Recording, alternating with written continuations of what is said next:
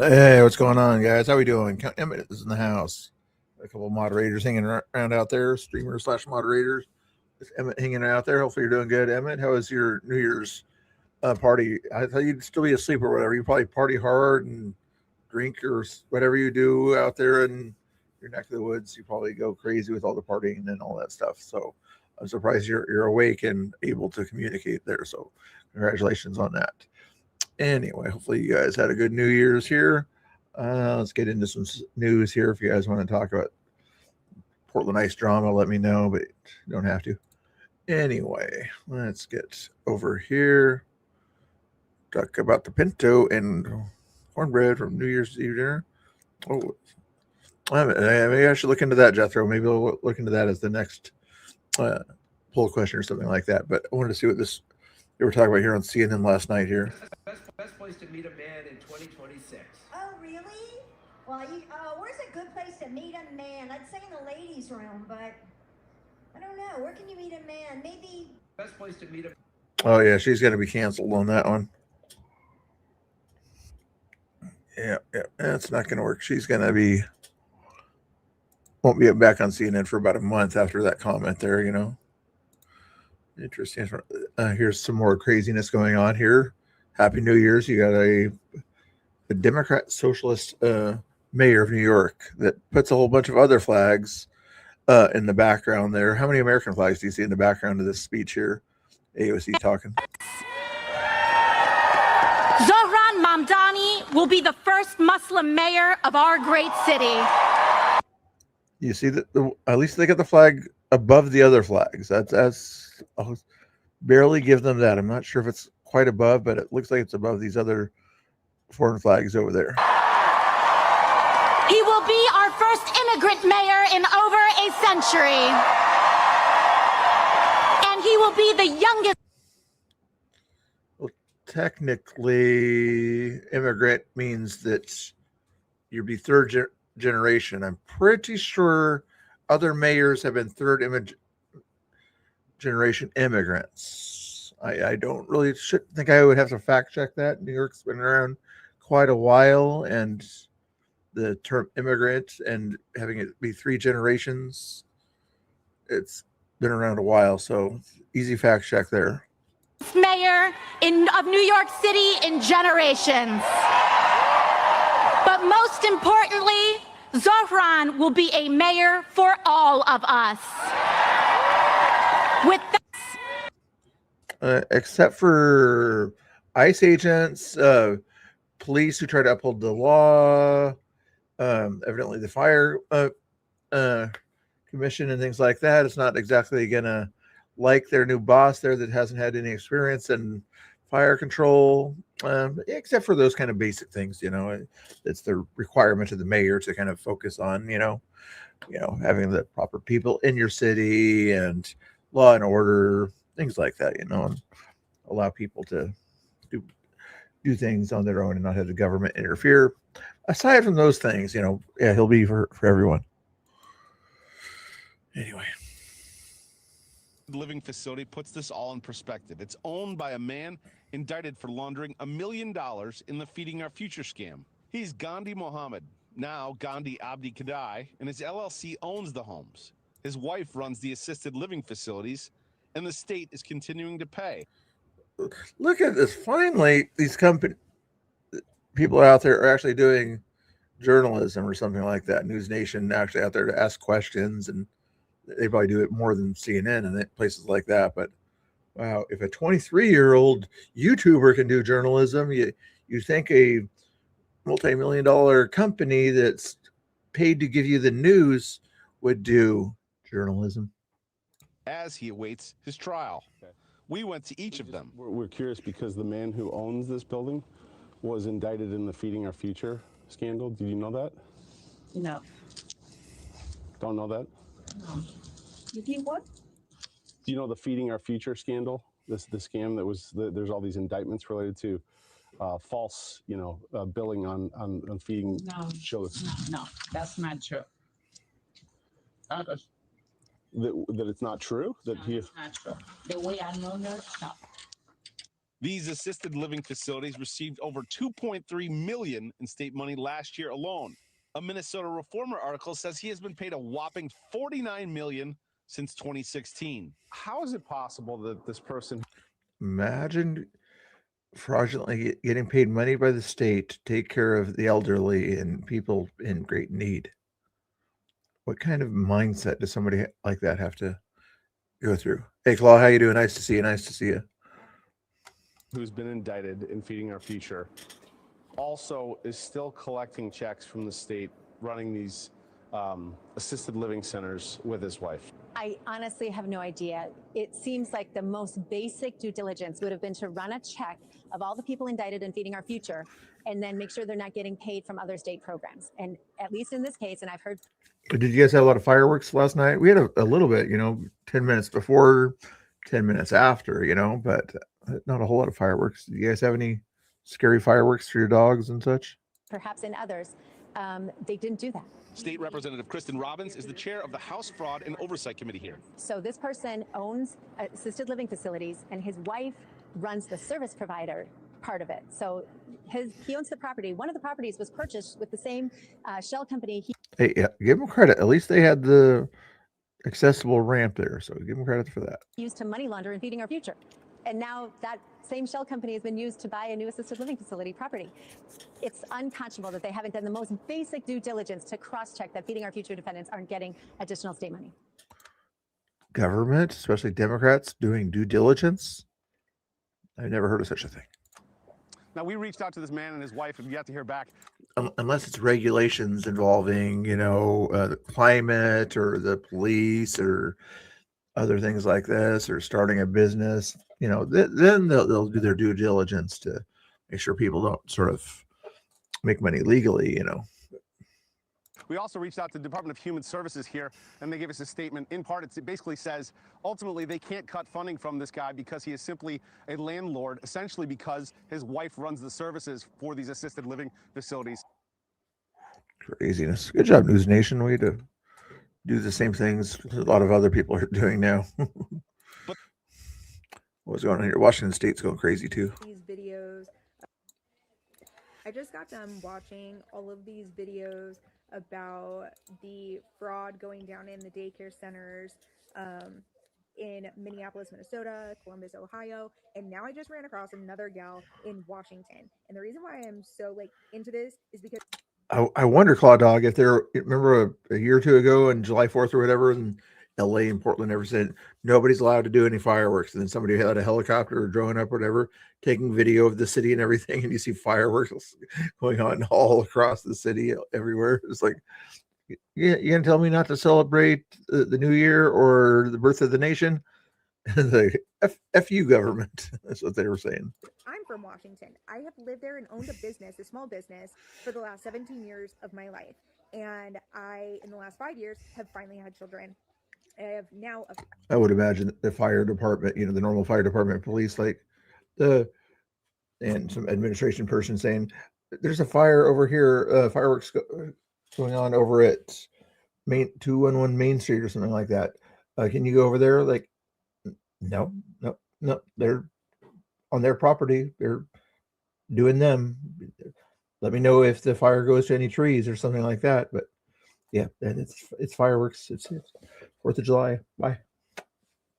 5-year-old and a 2-year-old. And I called around a year ahead of time before they were ever born to get on a wait list for daycares. And at that point, it never dawned on me that any of them were Somali run or any of that. The point I'm getting at is I was on a wait list and I never got a call back. They're 5. My oldest is 5 and I still have not gotten a call back. They took my money to get on a wait list several places, took my money to get on a wait list. Another way they kind of commit fraud, like, we'll put you on the wait list, but give us a little extra money. We might put you at the top of the line. Like, either put me on the wait list for free or don't. You'll get the money if my child goes to daycare there. End of story. Ended up having, because I own a business, I can't just stop. I ended up having to get private childcare, a nanny to come into my house. That took half of my paycheck, and that was fine. It was worth it. But as the years progressed, I couldn't do that. I lived downtown Seattle with a private nanny and my work and rent there and everything. And the bills just added up. And as soon as I had my second child, I realized I'm going to have to pay my nanny double. And I'm like, oh, so my whole paycheck. But here's the problem with that is sometimes a nanny will just do like a child and a half, they won't pay double the price, they'll just say, okay, 2 children, keep them together, 1.5. Well, we won't charge you double. I couldn't afford it anymore. I assume. I've never been a nanny, but so I had to move out of Washington to Las Vegas, Nevada, because the price of living was cheaper over here. Everything was cheaper over here. And I now travel back and forth to work over in Washington every 3 weeks. And now all of a sudden I run across this account. Her name is Kennedy, where she's calling daycares that are Somali ran. She found a website that technically says it all. And they're hanging up on her. They're not communicating with her. They're saying they're full. They're saying they're not even a daycare. There's all types of calls she made, and not one would help her out. And I was like, oh, that's so insane. What pisses me off to no end about this is I have owned a business for 17 years in Seattle. I couldn't afford to buy my own home in Seattle. I couldn't afford childcare for 2 kids in Seattle. I had to leave. My taxpayer dollars are going to daycare centers where they're doing the same damn thing over in Seattle, Washington. I had to leave, yet I'm housed there to live the high life of a millionaire over there. That pisses me off. I could imagine. Yep. Yeah, he should. Yep. Are we gonna have a worst governor contest, guys? Worst governor, okay? I'm guessing if you guys live in a blue state, you'll name your governor out there. Tina Kotex would be my choice. Maybe you guys have some other alternatives.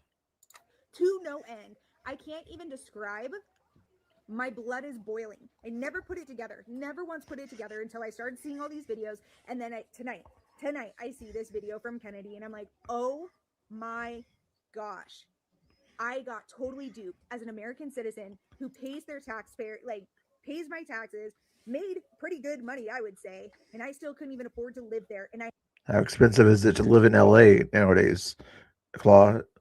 What's like this for one person, a studio apartment or something like that in LA? What's the going rate for like the bare minimum kind of thing? I had to leave because of it, but all because of a situation like this that could have actually been prevented in the first place. Guess what? You just fucked with my livelihood and you fucked with my life. Now I'm living in a place that I'm not super duper crazy about, but it was cheaper. Unreal how it just fucked with my own life too. Quit voting I don't think she did, but quit voting for Democrats and you won't get this affordability crisis. District 60. Maine here.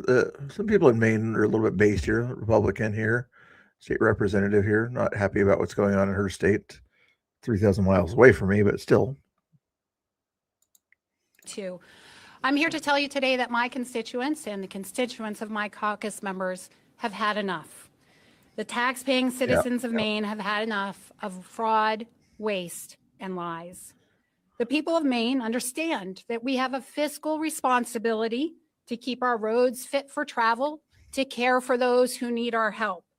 And we don't mind that money comes out of our paychecks for those endeavors. What we do mind coming out of our paychecks is money being sent to people in non-governmental organizations that are defrauding us.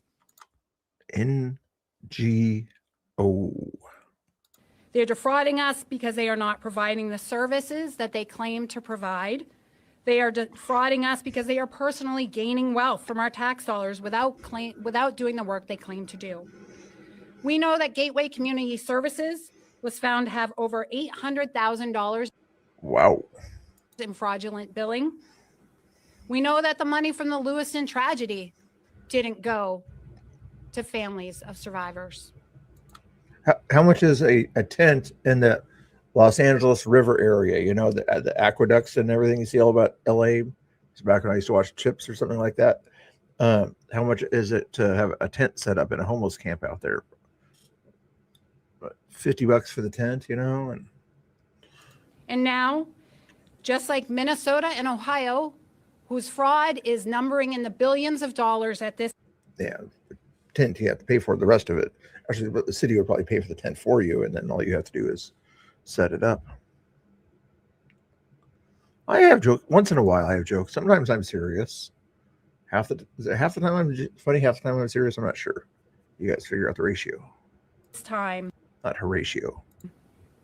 this $800,000 can only be the tip of the iceberg of what's really happening here in Maine. Our constituents are struggling to pay their electric bills. They wonder if they can even think of going on a family vacation this year. And look, now they have a new tax on streaming services, on simple paint for their house. Like it'll tax anything in the New England area up in there. It's like, let's tax paint. Let's tax Netflix. Their budgets are pressed and they can't take any more. And they especially can't take money being continually wasted. It's time for a full-throated, hold back nothing investigation. Like, what does the state have to do with Netflix getting to your house? Seriously. It goes through a service provider. Your internet goes through a service provider. Netflix is a private company. Your home and your phone you're watching it on or whatever are yours. Where does it ever touch anything of the state's? Into these organizations and for all involved. The people of Maine are demanding accountability for the money that they send to Augusta every single day, and we are here to stand up for them. Well said, well said, well said. Eric, I'm going to do a little thing here real quick here. What kind of a thing down below there? You see where the thing is like that? Do you guys like that one? That one's called the minimal one. We'll call that one the number one option. This is called the bubble, number two option. Do you like that style better? This call that number two if you like that one. This is called the classic style of the thing down below there, just the way it's kind of written out there. Call that number three, and this is called the block one. Call that number four. What is your guys' favorites of those options there? Let me know if you guys have a favorite there.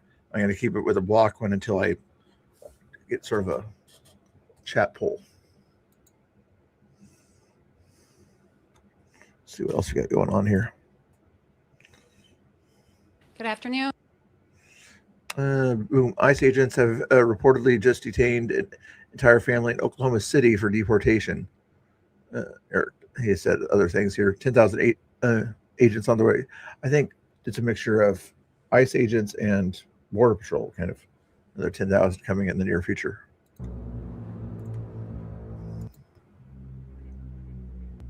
Eerie music, though.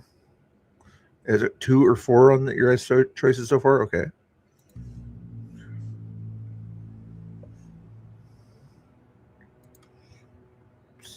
Style. 2 is this one. You like the bubble style? Okay, so far that's the option here.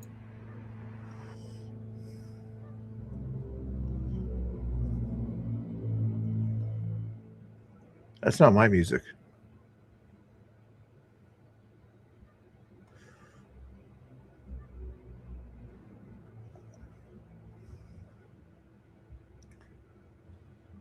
Look at how peaceful they are. You know, they get deported. They kind of realize that, you know, they probably asked, can we take stuff with us, you know, to the temporary facility and things like that. They're not a bunch of white screaming people at them or whatever saying, we're not going, we can't go.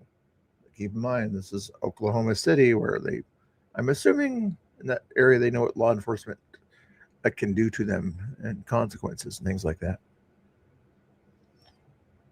Oh yeah, okay. That's what it reminded me of. Yeah, that's what it was. There's a pretty lady talking about Amsterdam. I should probably show the video. Did you see that thing burn in Amsterdam last night? Happy New Year, although I can't say that it started off on a very positive note for us. I think that by now you most likely have seen the footage of the Vondelkerk in Amsterdam. Probably a cathedral type thing or something like that, but some kind of special thing in Amsterdam. Being burned to the ground. A very reminiscent event, of course, to what happened to the Notre Dame in Paris a couple of years ago. This was a beautiful monumental church in the heart of Amsterdam. And now it's gone. And of course, the police is not saying anything. They're completely keeping us in the dark on who did this, what happened exactly. But of course, who is the likely culprit? You know, either accident or something like that. Maybe somebody started a fire, or the next most likely thing. Or is that confirmed? I haven't looked into this besides what she's going to say here. Our most educated guess, and something that we've been seeing over here on X, is that a youth gang launched fireworks at the church, which caused the fire. And now for context, if in the Netherlands people talk about youth gangs, that is 99.9% in Oklahoma, Jethro? Sure a youth gang with Moroccan members, people of Moroccan descent, because we have a huge issue here with the Moroccan youth. And now I can't say for sure that that is the case because, as I said, we are being kept in the dark. But that is also usually a telltale sign of who did this, right? And now the irony of the situation is that this church is located in one of the most champagne socialist, like rich but global. Hey, thank you, Claw Dog. If was that one of those thingamajiggers? Let me check and see if that's one of those thingamajiggers. Okay, it was one of those thingamajiggers. Thank you for that. I'll give you a heart thing on that one there. That's how you do it. Thank you for the 99 cents. I appreciate it. Keep in mind, I was not grifting. I never even did any of the education stuff that I like to do for you, where I point out where certain buttons are and things like that. I know you'd rather listen to this lady than me right now, but down there, like button, subscribe button down there. Actually, like button, I think it's more over that way. Okay, and there's a super chat button or whatever that Clawdog found. It's over there, way over there. You're welcome. Okay, back to it. You want the full size thing for her. I thought you guys want to see me full size, but I guess you prefer her full size. Okay.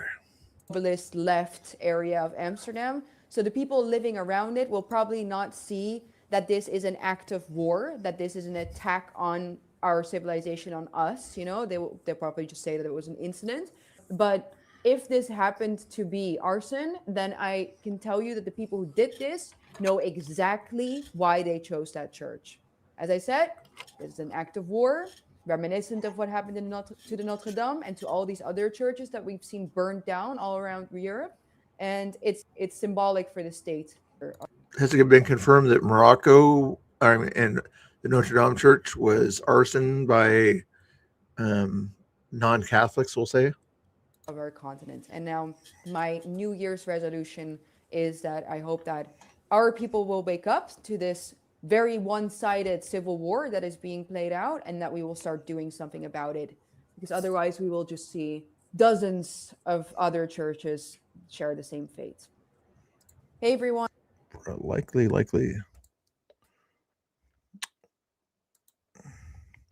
I was like Angela Rose here, so you get a little snippet of information here. The woman who owns the building where this childcare service is running out of recently opened up. No grifting, Meph. No grifting. In case your guys are curious, I'll grift a little bit for Twitch or whatever. If you want to be a troll or a good chatter person or whatever, go to Twitch or whatever. That's my official trolling area. I'm not saying Meph is a troll. He's usually there just chilling out.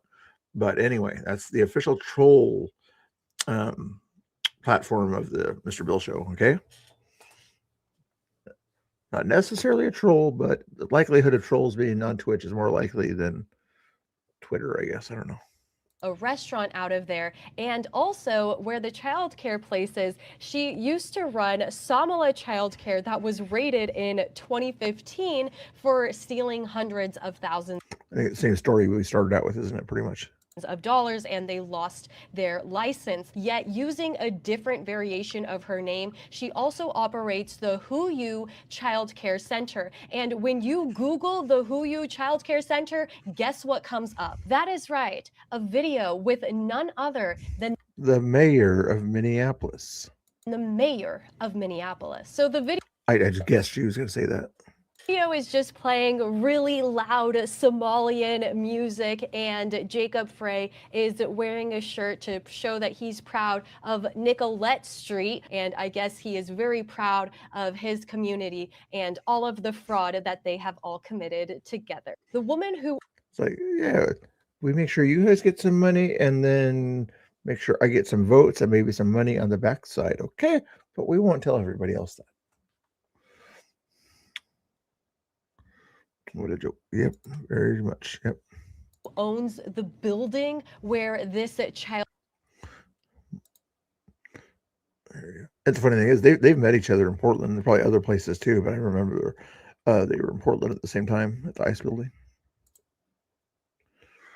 And Miss Mary had a clip here of something that was going on here.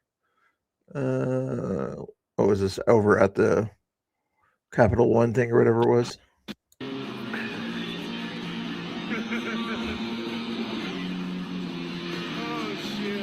Yeah, the downtown area.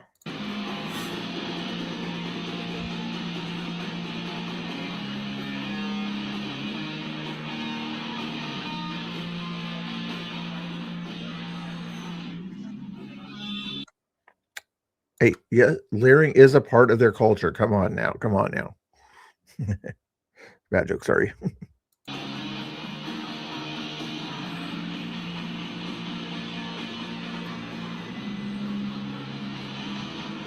I'm not the only one that got it, so I'm not.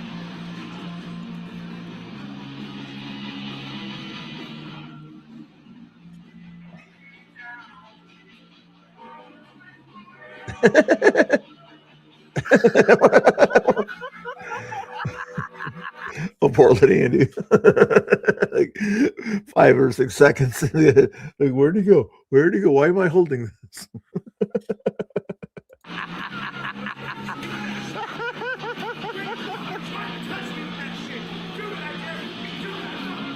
Someone clipped it. They're locking up. They're locking up, boys. Yeah, I guess who clipped it. That was hilarious.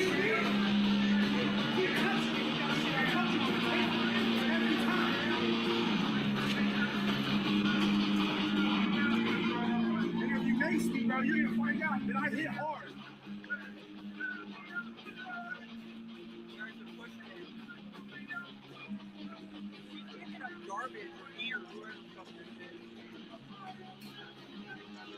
Hey, Snooks, how you doing? Happy New Year. Happy New Year. Let's see what chat says. I think after a little bit or whatever, I remember Portland Andy was shouting out Miss Mary for she does a great job getting clips. And guess what happened? She got the clip. You guys want some chill out video here? We haven't done a chill out video. Here's a chill out video. Once upon a time, there was a baby squirrel who fell out of his nest. A man found the squirrel and brought him inside. He put the baby squirrel on a heating pad and covered him with a blanket. He fed the baby squirrel day and night, and every day the squirrel grew bigger and stronger. The man named the squirrel Bobby. When Bobby got older, the man released him. He lives in the big oak tree behind the man's house. He still comes to visit the man, and they lived happily ever after. Oh, what a nice story. What a nice story. Isn't that a nice story? Okay. Like little news breaks. That's your commercial news break there. Not this one here. I don't know what that one is about. It's Twilight Zone episode. I wanted to watch that later myself, so can't show that one. But here's the Marine Sergeant Major of the Marine Corps closes out 2025 and says something nice here. New year brings opportunity. Ruiz here. As we close out 2025, I want to take a quick moment to say thank you for everything you did for the Corps and each other. A new year brings opportunity, but also a chance to reflect. So with that, there with me and Sergeant Major Archibald Summers, First Sergeant Major of the Marine Corps, give him one. Some thoughts before the holiday. Listen, most people spend their lives trying to disappear into a crowd where it's safe. No one expects too much. Where there's no judgment and no accountability, they give just enough to get by. The moment you earn the title United States Marine, you give up that safety. You forfeit the luxury of being invisible. You are no longer just another person. Whether in or out of uniform, you represent something bigger than yourself. You inherit a reputation built by the generations who carried it before you. You carry the Corps with you everywhere, in how you speak and how you lead, how you live. You can't hide it, and you shouldn't want to. The privilege of belonging comes with the burden of representing. That's what makes this life different. You must be willing to give up parts of yourself to become something greater. The Marine Corps will burn away what's selfish and insecure and leave behind the version of you that is strong enough to carry the weight of the name Marine. While everyone says, go find yourself, the Marine Corps teaches you to build yourself. It's not easy to navigate between who you were and who the Corps requires you to be, between the individual and institution, but that's where the real growth happens. It takes humility to submit to authority. It takes courage to give up comfort, and it takes faith to believe you will be better for it. When you finally find that balance, you start to understand why it's worth it.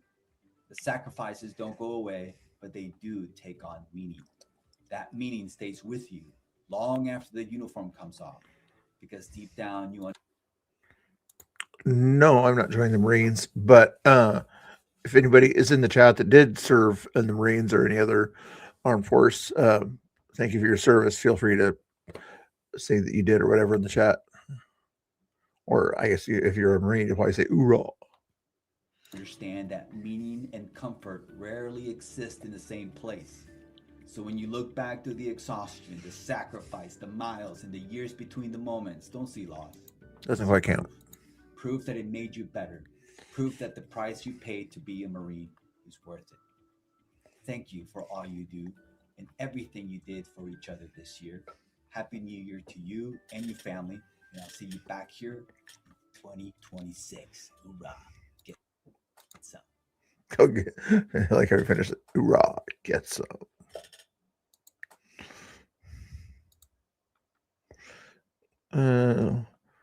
Happy New Year. You guys remember this one here?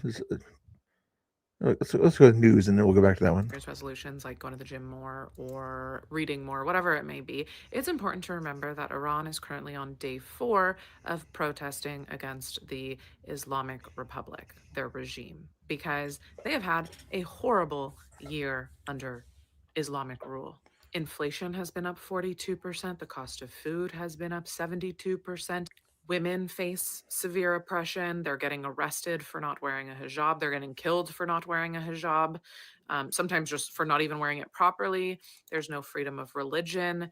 They have widespread poverty affecting some reports like up to 70% of the population. On the low end, it's 50. They have the highest global rate of executions, about 2,000 this year, for things like protesting, not wearing a hijab, leaving a religion. They will quite literally torture people. They'll beat them.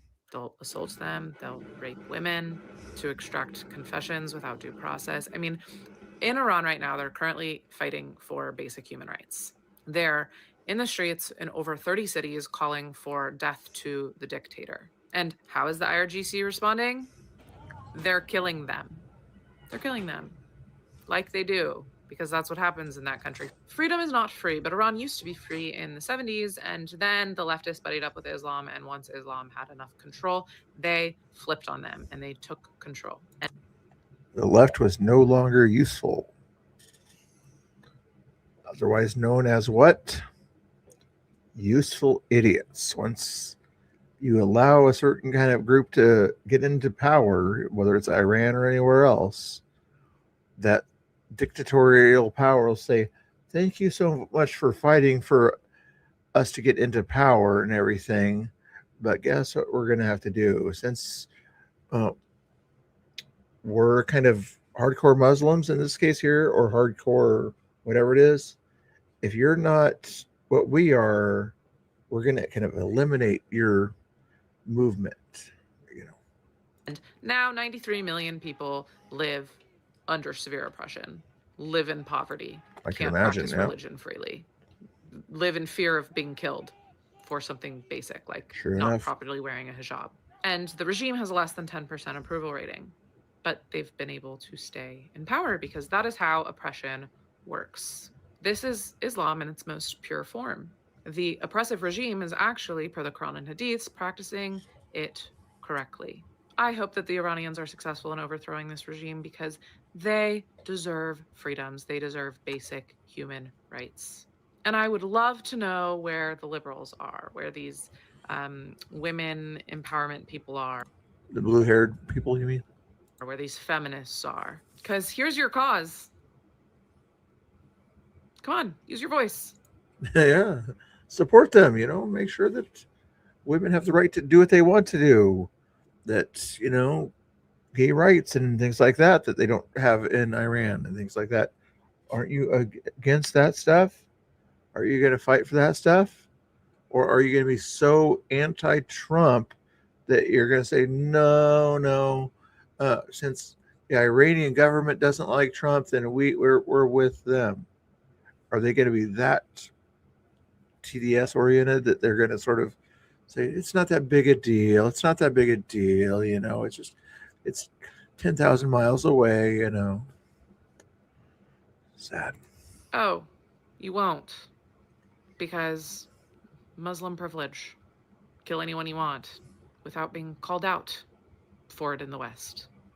I'd say radical Muslim, but yeah. So sad.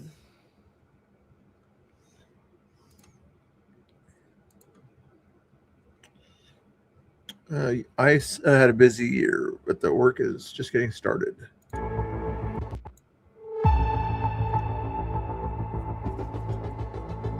Sorry, I keep going back and forth between different news things or whatever, but it makes your brain work, when you're able to kind of concentrate on one thing, switch to another thing, switch to another thing. I think it helps the brain kind of be able to multitask or something like that. So.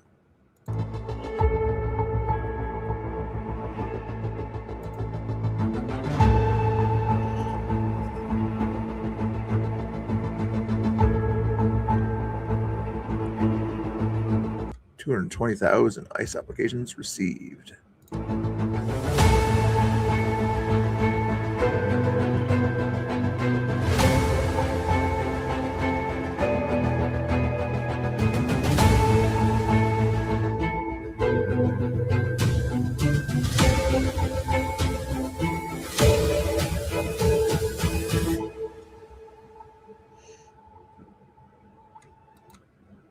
Nicely done.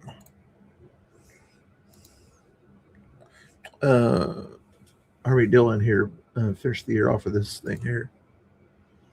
2025. I thought I'd do a little recap of what I've been up to, the year in knitting and otherwise. So let's start. Why do you keep asking if I'm joining this or joining that bacon toast? I'm not joining anything.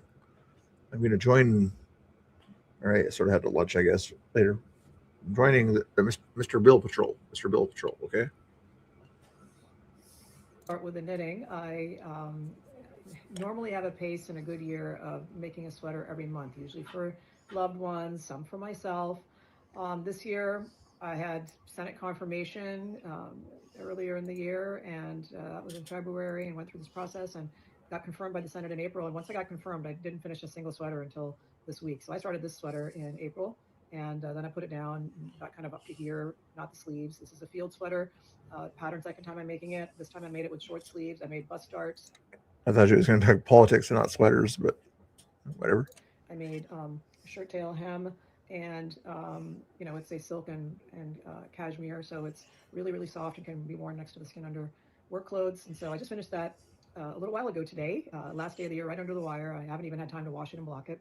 I also made 30 hats, almost all for friends of mine. These hats I made this week while spending some time with family. All of these are wool, and 3 of these are wool and cashmere, and 1 is wool, alpaca, and cashmere. So this is a Guthrie hat, Alpaca. bright colored for a woman.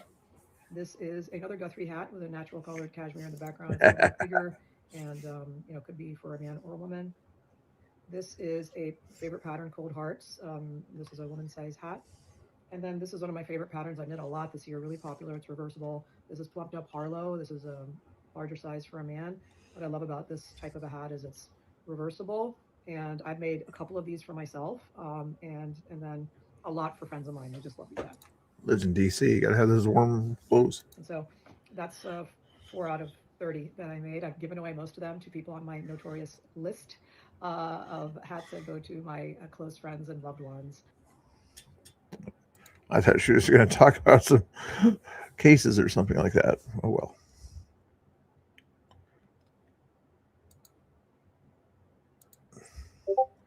This is Trump last night. He was hanging out. Melania looks nice there. I think Claude Dog's trying to tell you guys something there. I'm not sure if he's doing a suggestion about grifting or anything like that, or something like that. I don't think he is. He's just trying to be nice and things like that by doing things like that, by doing that kind of stuff there. He might want me to make a song or whatever, because I guess there's a goal thing somewhere over there where if you guys do $10 or something like that, I'll make a song or something like that, an AI song. I haven't made one in a while, but anyway, you don't have to. I'm thinking that's what Claude Dog's probably thinking there.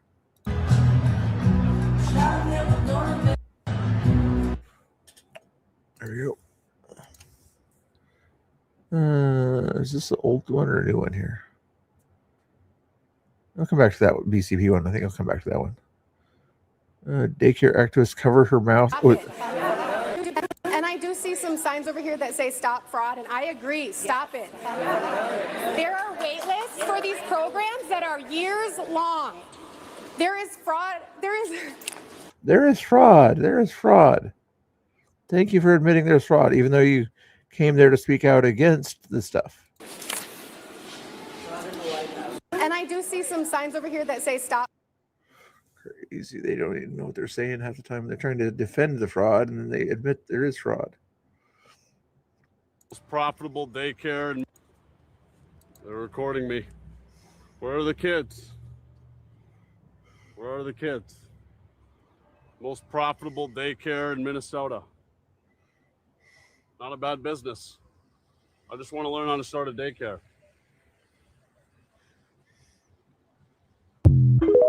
Yeah, she is, yeah.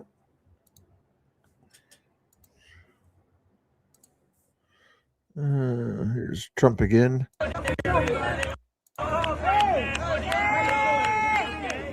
That might be Terrence Williams there. He's the funny guy that does those funny clips on YouTube and Twitter.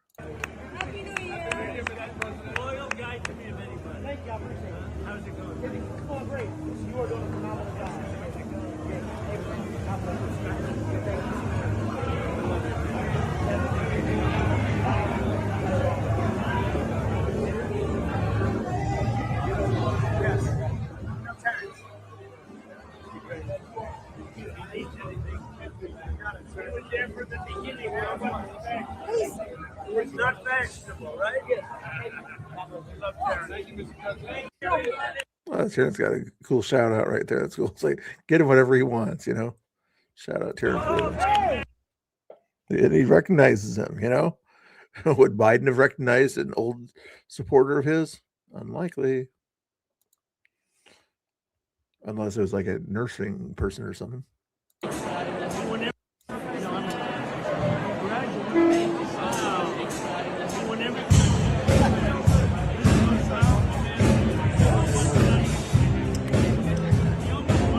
I don't recognize him, though.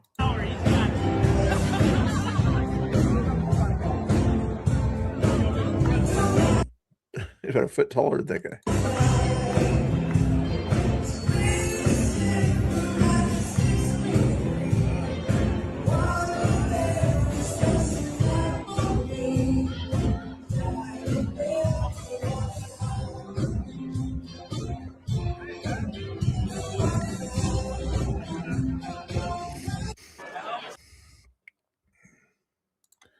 Let's see who that guy was. Nope, didn't see who it was.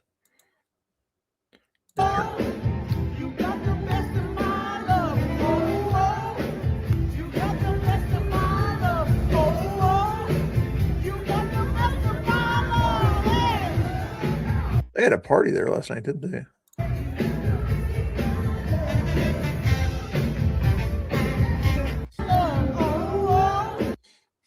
Is that his girlfriend or not? I don't know.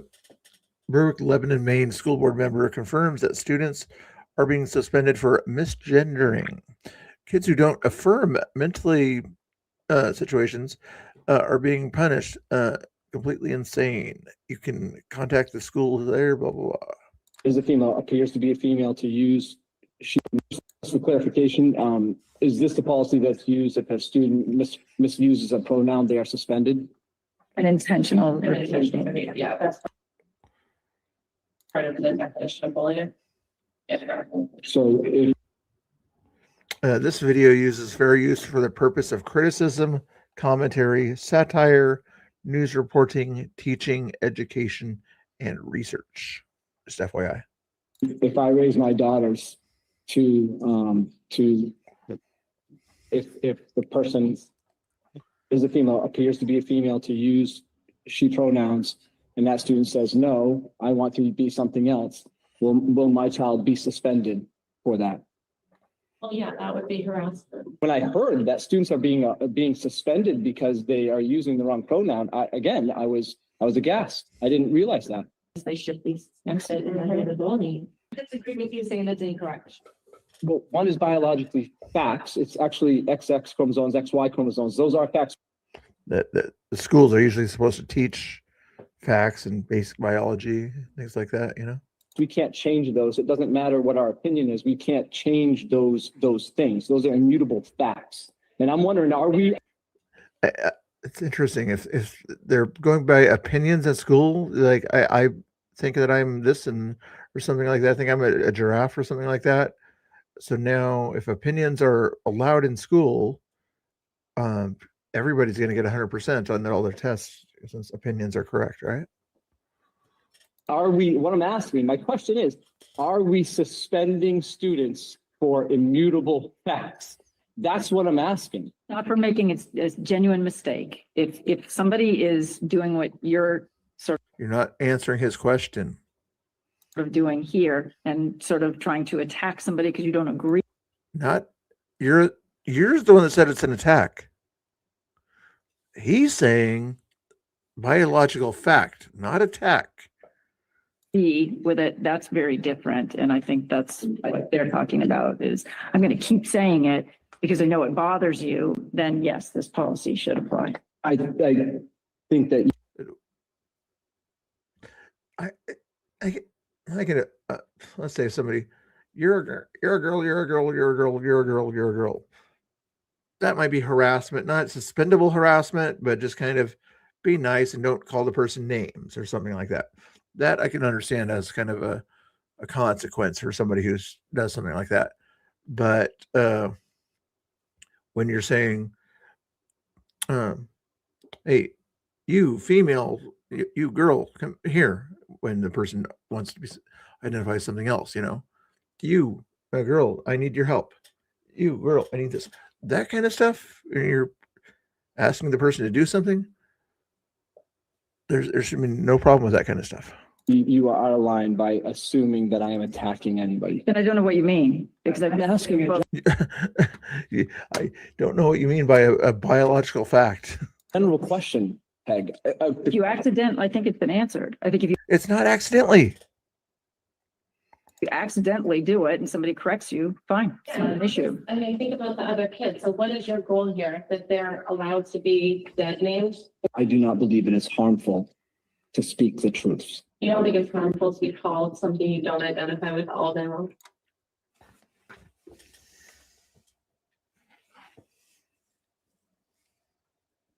I don't think it's harmful to speak the truth. Wow. I'm going to keep that on. And I'll just read. For clarification, is this the Yeah, it's crazy. Right Side Rebel visited Grant's Roseburg area yesterday, a homeless camp over there. Hey, there's a tent on fire, he said. Hey, there's a tent on fire out here. Is that Megan's place? Is she inside of it? Roseburg's got like 70,000 people, something like that. Pretty good sized town now. 50,000? How many does Roseburg have? She blew herself up a while back ago.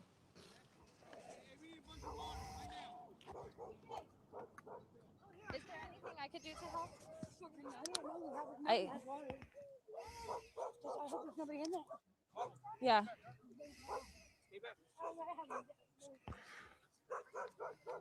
I think she did a live stream yesterday out in this facility in Roseburg area.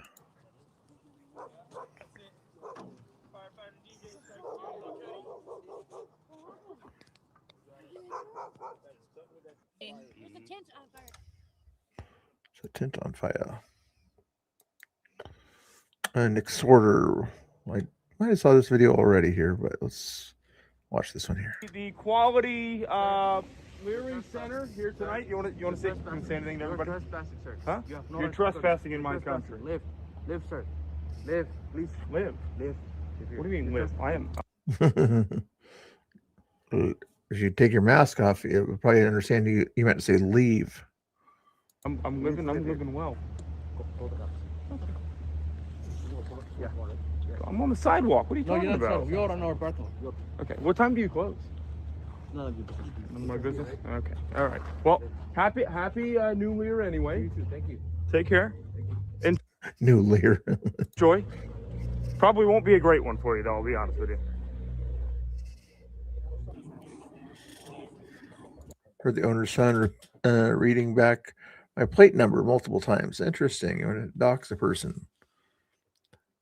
Keep in mind, he's at your business. He's not at your home. Much different than trying to find out where someone lives. First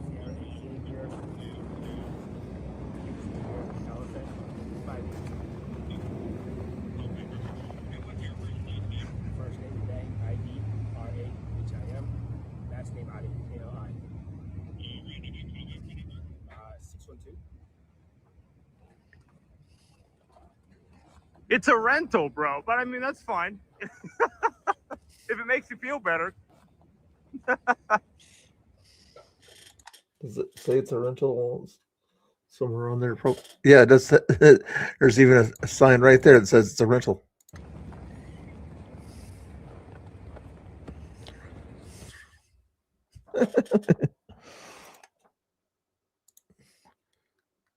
Let's see. That one I probably can't show. Very cool, very cool. Got to interrupt this just to make sure that I don't get caught for something. This video uses fair use for the purpose of criticism, satire, comedy, news reporting, teaching, and education and research. And Penis is a great educational resource for kids. All right, who's your favorite character, guys? Who is your favorite character? Come on, who is your favorite character out there? Come on, Linus, I would imagine, would be a top notch there. Anybody's favorite Peppermint Patty? Or what's his sister's name? That's cool. All right, guys. Was this last night or a while back here? ECP put this out. Weak protest, he says here. Every sort of free speech. If you guys were really about free speech, you would really do something about it. What's that? What? Okay, Seth. What? I said, okay, Seth. What? Oh, that's Seth or whatever. He's one of the instigator type Antifa. Likes to wear black half the time, and the other half the time he wears a frog suit. This is what they do. They're all for free speech. They're all for free speech, but they block you, and they block citizen journalists of free speech. Oh, this is Geyer Digital on the camera. Here, you can have it back. Here, you can have it back. You can have it back. Thank you. Don't put it in my face.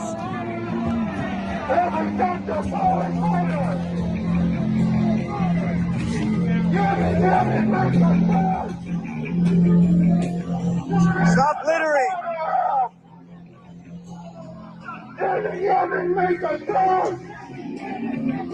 If you're proud of what you're doing out there, why would you cover your face? Kind of silly. You think you'd have a smile on and say, I fully support what we're doing, and I want people to know that this is the right thing to do. You'd think there would be more of a smile kind of thing, kind of getting your message across rather than covering your face.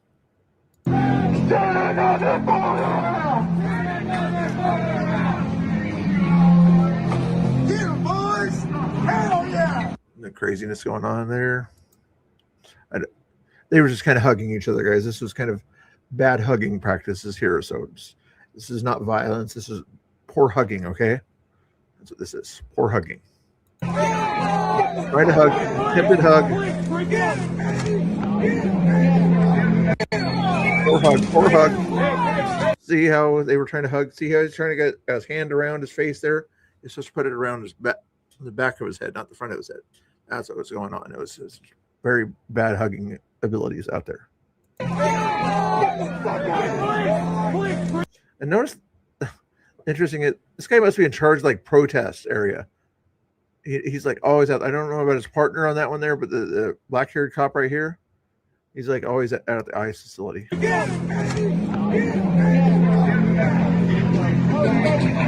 I'm guessing he's there because he knows the players. One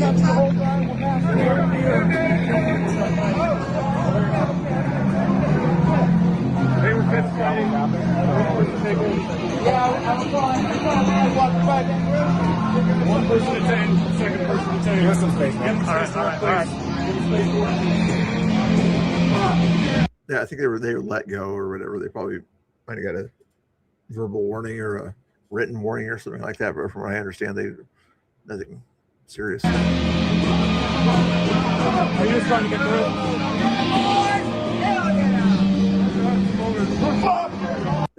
And there's your typical green hat there. Hey, Sand Tiger, nice to see you. How you been doing? How was your Easter party? Do you have a big Easter party or was it a small Easter party? If you had a party at all. But yeah, green hat, you know what that means? Lawyers Guild. That's what I saw.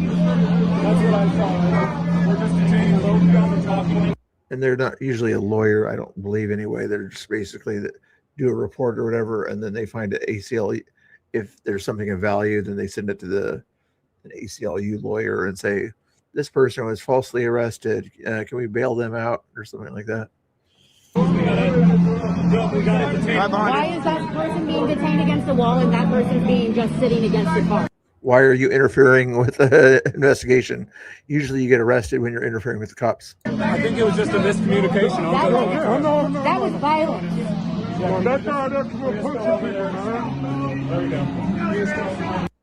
You're an observer. You're an observer, not a interferer. You want to replay it? I guess we can do that. But keep in mind, the video uses fair use for the purpose of criticism, commentary, satire, news reporting, teaching, education, and research. And what you're watching is a bad hugging contest, okay? Just FYI, bad hugging contest.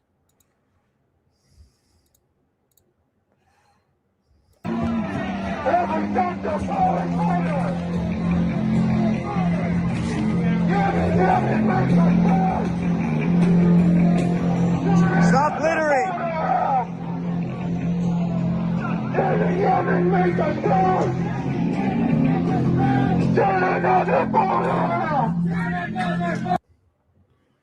Who is the bad guy here? Okay, I'm guessing this person there took a phone that shouldn't be doing that or whatever. Maybe he thought it was his. No, that's probably his thing that right there. And he goes up over here. Maybe something happened to him to make him want to go over here and give a bad hug. Maybe somebody he thought that was his property and he was taking it away or something. Boys, hell yeah! And that guy was trying to say, no, it's my property. But I want to give you a hug just to hash this out. That's what's going on there. Kind of a bad hugging thing. Like, they have some issues there with their hugging skills. He wanted to hug. He said, I can't hug you all at one time, guys. Calm down. I can try to hug you all at one time, but I can only use one hand hugs for each person. That's what he was trying to get across here, I think. There, so it's kind of this hugging situation going on here. I look at the background there. You see the cop right there. Is the cop looking to see what's going on yet? When does he notice? Right about now, he probably notices it. And they're still walking. No, yeah, that's what I'm going to say. Yeah, you're an aggressor, you know. But this is YouTube, FYI. This is just bad hugging here. You know, we don't support violence on this channel. See the hands with the face and everything. It's kind of like trying to hug the face with your hands. That's what that was.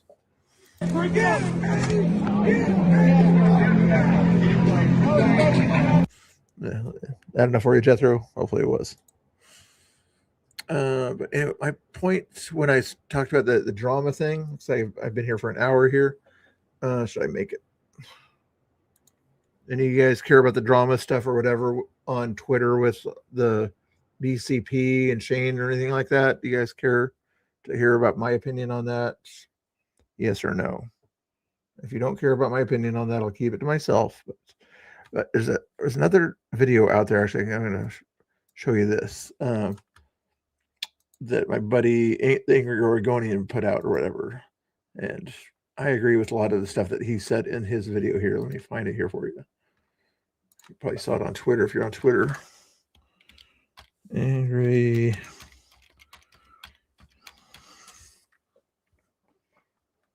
Where is it? When they make it hard to find things on Twitter channel. I might have reposted it already anyway. Did I repost it? I'm the Angry Oregonian. No, that's not the one I want. Oh gosh, now I gotta go find it on Twitter, I guess. Or did I might have posted it on my profile. Make sure you followed me on YouTube also. Did I repost it? There's me right now. There's me again. Oh, there's a person named Laura that quote posted the thing I'm thinking of. This one here, I think. She did this. Not that one. Wasn't it her that did it? I thought it was her. Sorry, I'm wasting your time here, guys. I'm just trying to find this video that I wanted to show here. Oh, here it is. Yeah, here's the one I wanted to see.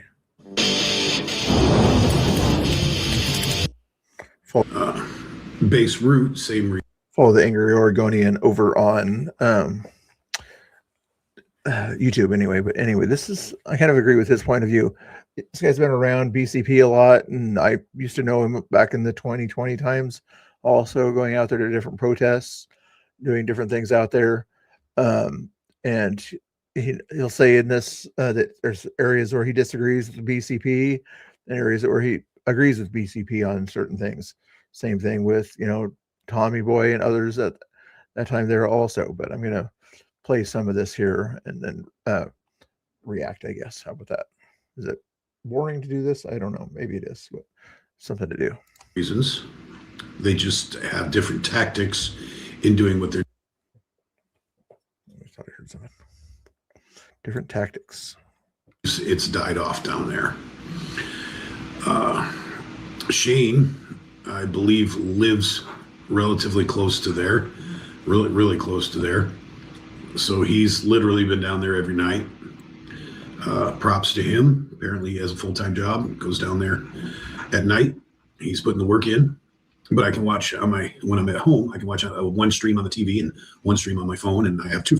Is 1.5 speed too fast for you guys, or is that good enough? Hopefully it's good enough speed there for you. But anyway, he's basically talking about some of the drama that happened down there the other night when there was the day after a few macings happened. And to keep in mind, those macings were not at the ICE facility. Those are over closer to where Tommy usually stands and everything. So not at the ICE facility. Keep that in mind, where bad things are usually happening lately. But anyway, he's talking about the other night when BCP, Black Conservative Preacher, was down there talking to Leilani and another person, had two good conversations. BCP even said in one conversation that he loved the conversation with the African American lady. That kind of understood each other's point of view. But somehow or another, people in their chats, this Shane's chat, BCP's chat, I don't know, but their chats are starting to affect how the streamers are thinking. And that's not, I'll allow the chat and everything. Like just a little while ago, Jethro wanted me to replay the video. That's fine. I did that for him, you know, but I'm not gonna say if somebody wanted me to dislike someone because they dislike them. I'm not going to do that, you know, but certain chats out there are getting a little bit aggressive, lack of a better word, to dislike someone or whatever. And they're trying to make in my opinion, the streamer that they're chatting on dislike the other person for whatever reason, you know, when they're all on the same side. Like you'll hear, you're going to hear, don't punch right, if you know what that means. We butt heads, we argue. Yeah. And if you're on my Twitter, make sure you follow my agree to disagree community over there. If you're on my Twitter, I'm starting to do a community or whatever where people on the right can agree to disagree on certain things, right and left. But anyway, follow that. It's called common sense patriotism, I think. Anyway, it's enough grifting. Phone, so I can watch 3 streams at a time if I choose to. And I also try to pay attention to the chats. I feel it's always good to keep your eye on the pulse of the public, what they think about what's going down. This evening, I saw a rift between the chat in Shane's and the chat in Quincy's. They're both down there, basically, base root, same reasons. There's a noise. He has other noises that he kind of has going on or whatever. I keep thinking it's somewhere around my house or whatever, even though it's not around my house. So it's like, what's going on here? Just have different tactics in doing what they're doing. Therein lies the problem. Yeah. And guess what? You know, I've known him for a long time.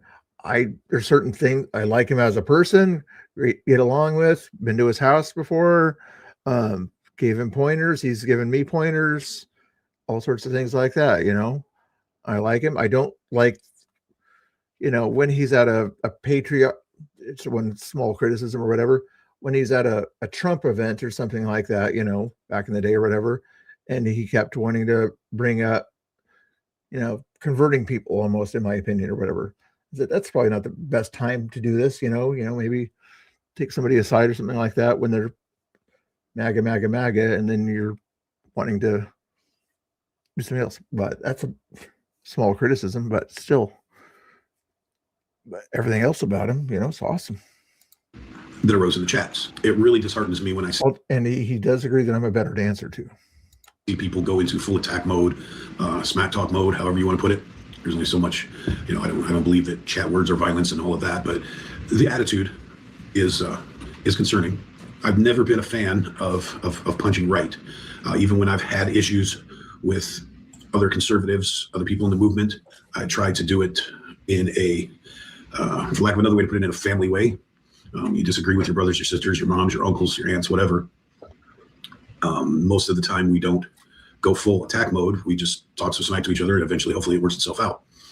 Pretty simple to think about. Like, you can disagree with him, but you don't have to block him or something like that. And these other things that happen out there, it's like, why would you block someone just because you disagree with how they do things or on a small issue? That's the way I try to approach our differences on the right. We don't always agree with the tactics that one another uses. If I had to choose a side, I have a more personal relationship with Quincy, so obviously I would have to back up my friend. But that being said, I haven't always agreed with his tactics either. And yeah, what Clunkers, what you said right there, unless you already watched this video and that's what you're referring to, he'll say what he did. One of the big things he disagrees with is what you just said there. Yeah. I consider myself a Christian. I try to be the best Christian I can be. But my faith and my walk with Jesus does not include standing in downtown Portland with giant signs and sweatshirts and telling people that they're going to go to hell and all of that. That's, for my personal walk, that seems a bit extreme. So we haven't always agreed on those tactics, but I don't attack him for it, and I will still support him because I believe in why he's doing it. And we've discussed it, and we're still friends 10 years later. That's how I met the street preachers was I happened upon them, my very first rally or very first riot event. I ended up in the postal preachers. When the movement started and everything like that, we started having conservative rallies. I met Quincy and we developed a friendship from there. Sorry, I'm also a little bit under the weather. What is going on with this clunkers guy here? He's thinking that I'm picking on you guys. Is that what you're saying? You're saying me as a streamer is picking on the chat. Now, I don't do such a thing. There's a few chatters that are out there, or even moderators, that I'll pick on because they know me, or they don't mind being kind of bugged or something like that. Sure, clunkers, you're calling me out. You're calling me out. No, I understand. And some streamers, not Portland streamers necessarily, but yeah, they sort of their thing is to kind of attack the chat or something like that, or something like that. And it's kind of a funny thing or whatever. But anyway. But anyways, I was never troll. Hey, we still that troll person here. Troll. We had another troll here, possibly. I'm guessing here. And the funny thing is, I'm not sure if you're lefty or not or whatever, but what's wrong with being gay? Evidently, this person thinks that MAGA is gay, so that your indication that there's something wrong with being gay. Now, if I was an LGBTQ person, I would be offended by what you just said there. No, people that want to make America great again are gay. So you don't you think it's a bad thing to be gay. So I don't think it's a bad thing to be gay necessarily. I would not do it. Biblically, it's not a great idea. Personally and legally, nothing wrong with being gay. But you think it's a bad thing to be gay. I would say naughty on you if I was picking on the chat. Is that okay if I pick on Kingfish, guys? Can I pick on this guy here? The green visor. Okay, you're a Beaver fan. You can pick on the green visor. But anyway, if somebody wants to keep Kingfish busy, I'm focusing on this here. The biggest fan of the extreme tactics that street preachers use. I believe I've asked him long ago about the comparison between him and maybe the Westboro Baptist Church for say, it's just I didn't. Oh, while I'm at it, or whatever. Dehumanizing. Remember, the left out there is against people dehumanizing other people, right? Does this comment down below here, is that kind of dehumanizing of people? If somebody talks about a certain race of people and says the word monkey or something like that, that is a bad thing. I'll admit that's probably not the best taste to be saying anything like that. But saying that word to people there, is that dehumanizing? It's okay if they do it, but it's not okay if we say something that's a joke. Got it.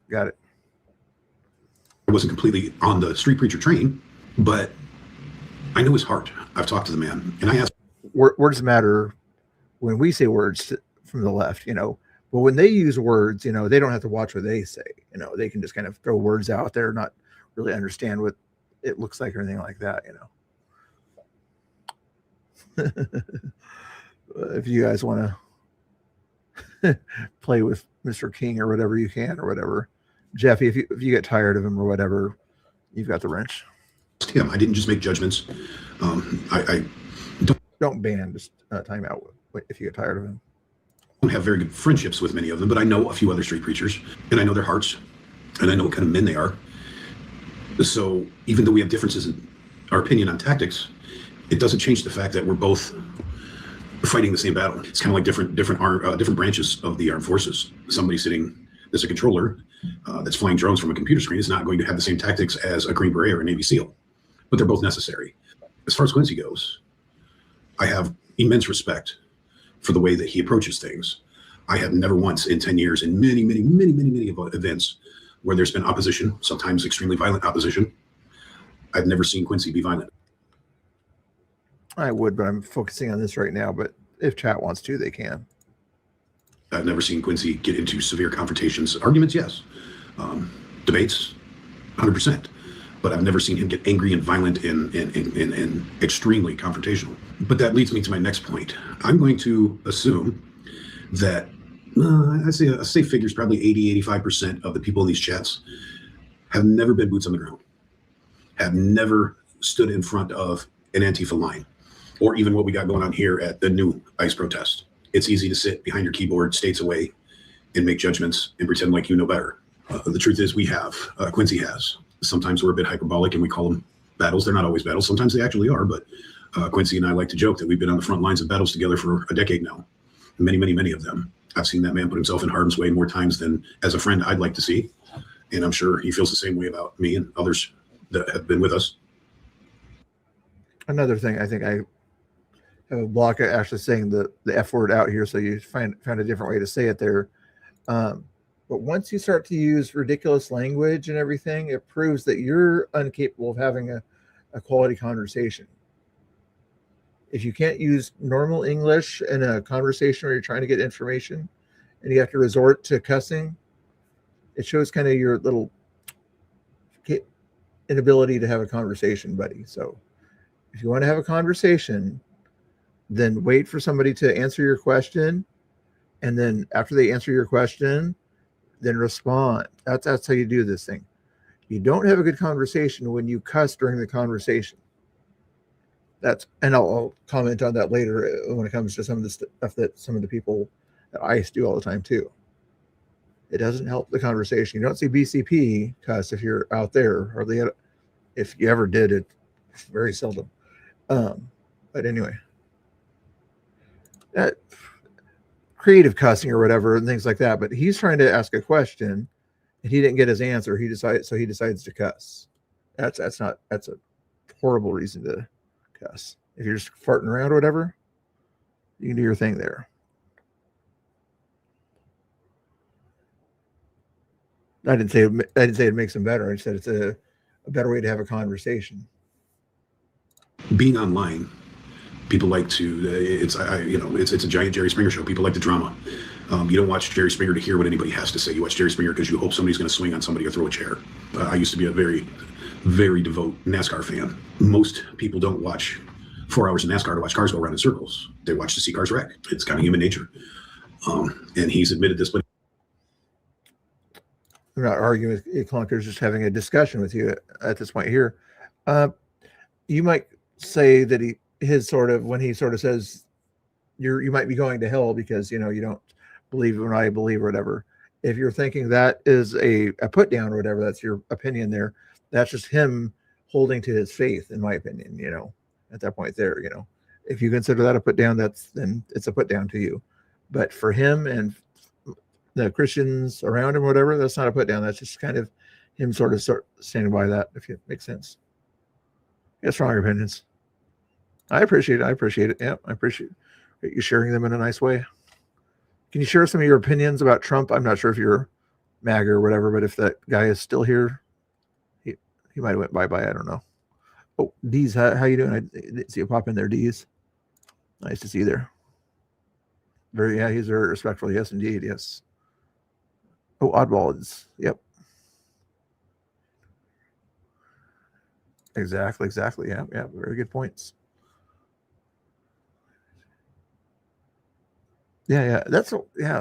There was somebody got upset or whatever because BCP walked by Tommy or something like that and said something to the effect of, "It looks dead out here." I mean, Tommy agreed with that. So what's the point? at times you see he doesn't do the confrontation, so he doesn't get the viewership and the donations that some of these channels do, because people tune in to see Shane and Josh and their bullhorns and getting in the face of people. The whole Tommy phenomenon is crazy to me. In all the years I've been doing this, I've never seen anybody blow up quite like Tommy, and it's because Tommy's new career started out with him knocking somebody out. The drama, the confrontation, the violence. We as humans are ambulance. Sort of like what I just suggested there also, you know. So BCP is big on sort of holding people accountable and for their actions, you know. If Tommy doesn't want to do that, he doesn't have to. Tommy likes to cuss. Tommy also has a the other day did do a lot better job of not cussing and still kind of engaging with people and having quality conversations after he had that conversation with BCP evidently also. And he's also going to be speaking in front of a large audience of people that support him and are right wingers and everything. And in a lot of cases, they don't like to be cussed at. So he's basically saying, quit, learn to mellow. Chasers. Mellow yellow, which is better than Mountain Dew if you go to the movie theater. And that's why a lot of people watch this stuff online. I'll admit, sometimes I'm guilty of it. I'm like, you sit there and you watch a half hour, 45 minutes and nothing's going on. Okay, I'm gonna turn on a motorcycle video or something, because we as humans get bored. Quincy's not all about that excitement. Quincy's about, still to this day, which I kind of am amazed and have some admiration for, still to this day, after all that we've seen and all that we've been through, still believes that you can build bridges. I watched him try with 2 different people this evening. What did she say her name was? It was a weird hippie name, but the black girl with the piercings in her dimples. I want to say Autumn, but I don't think that was right. But it's some weird hippie name like that. And he talked to her for a long while, had a really good conversation, and then he sat there with Leilani, aka Maceface, for way longer than anybody else would have put up with her, because Quincy believes in dialogue. Quincy believes in planting seeds through dialogue. I don't think he should be hated for that, especially by people that haven't been. FYI, since I'm using Angry Man's content here, I'm going to make sure shout him out there. If he's starting to restart his channel, a little bit more stuff. He lives in Oregon here, a little bit off the freeway there. So let me see if I can find his channel without having to click on the screen you're looking at there. So the Angry Oregonian. Right there it is. Yep, that one right there. Copy. There it is. It has different content, motorcycle content, little bit of different things like that also. And through what he's been through and haven't seen what he's seen, haven't stood where he stood. I have, so I get it. I don't think a lot of you understand what he means when he says there's no real Antifa down there, unless you were at the battling. This is the good part. This is the good part and everything. Where Shane and the other guys or whatever say there's still a reason to be down there. There's still Antifa down here. Yes, there are anti-fascists down there. That's not what he's saying. When people from 2020 and 2017 area say Antifa, they're referring to 50 or 60 black people out there with shields and bear mace and piss in eggs and bottles and poop projectors and all sorts of other stuff.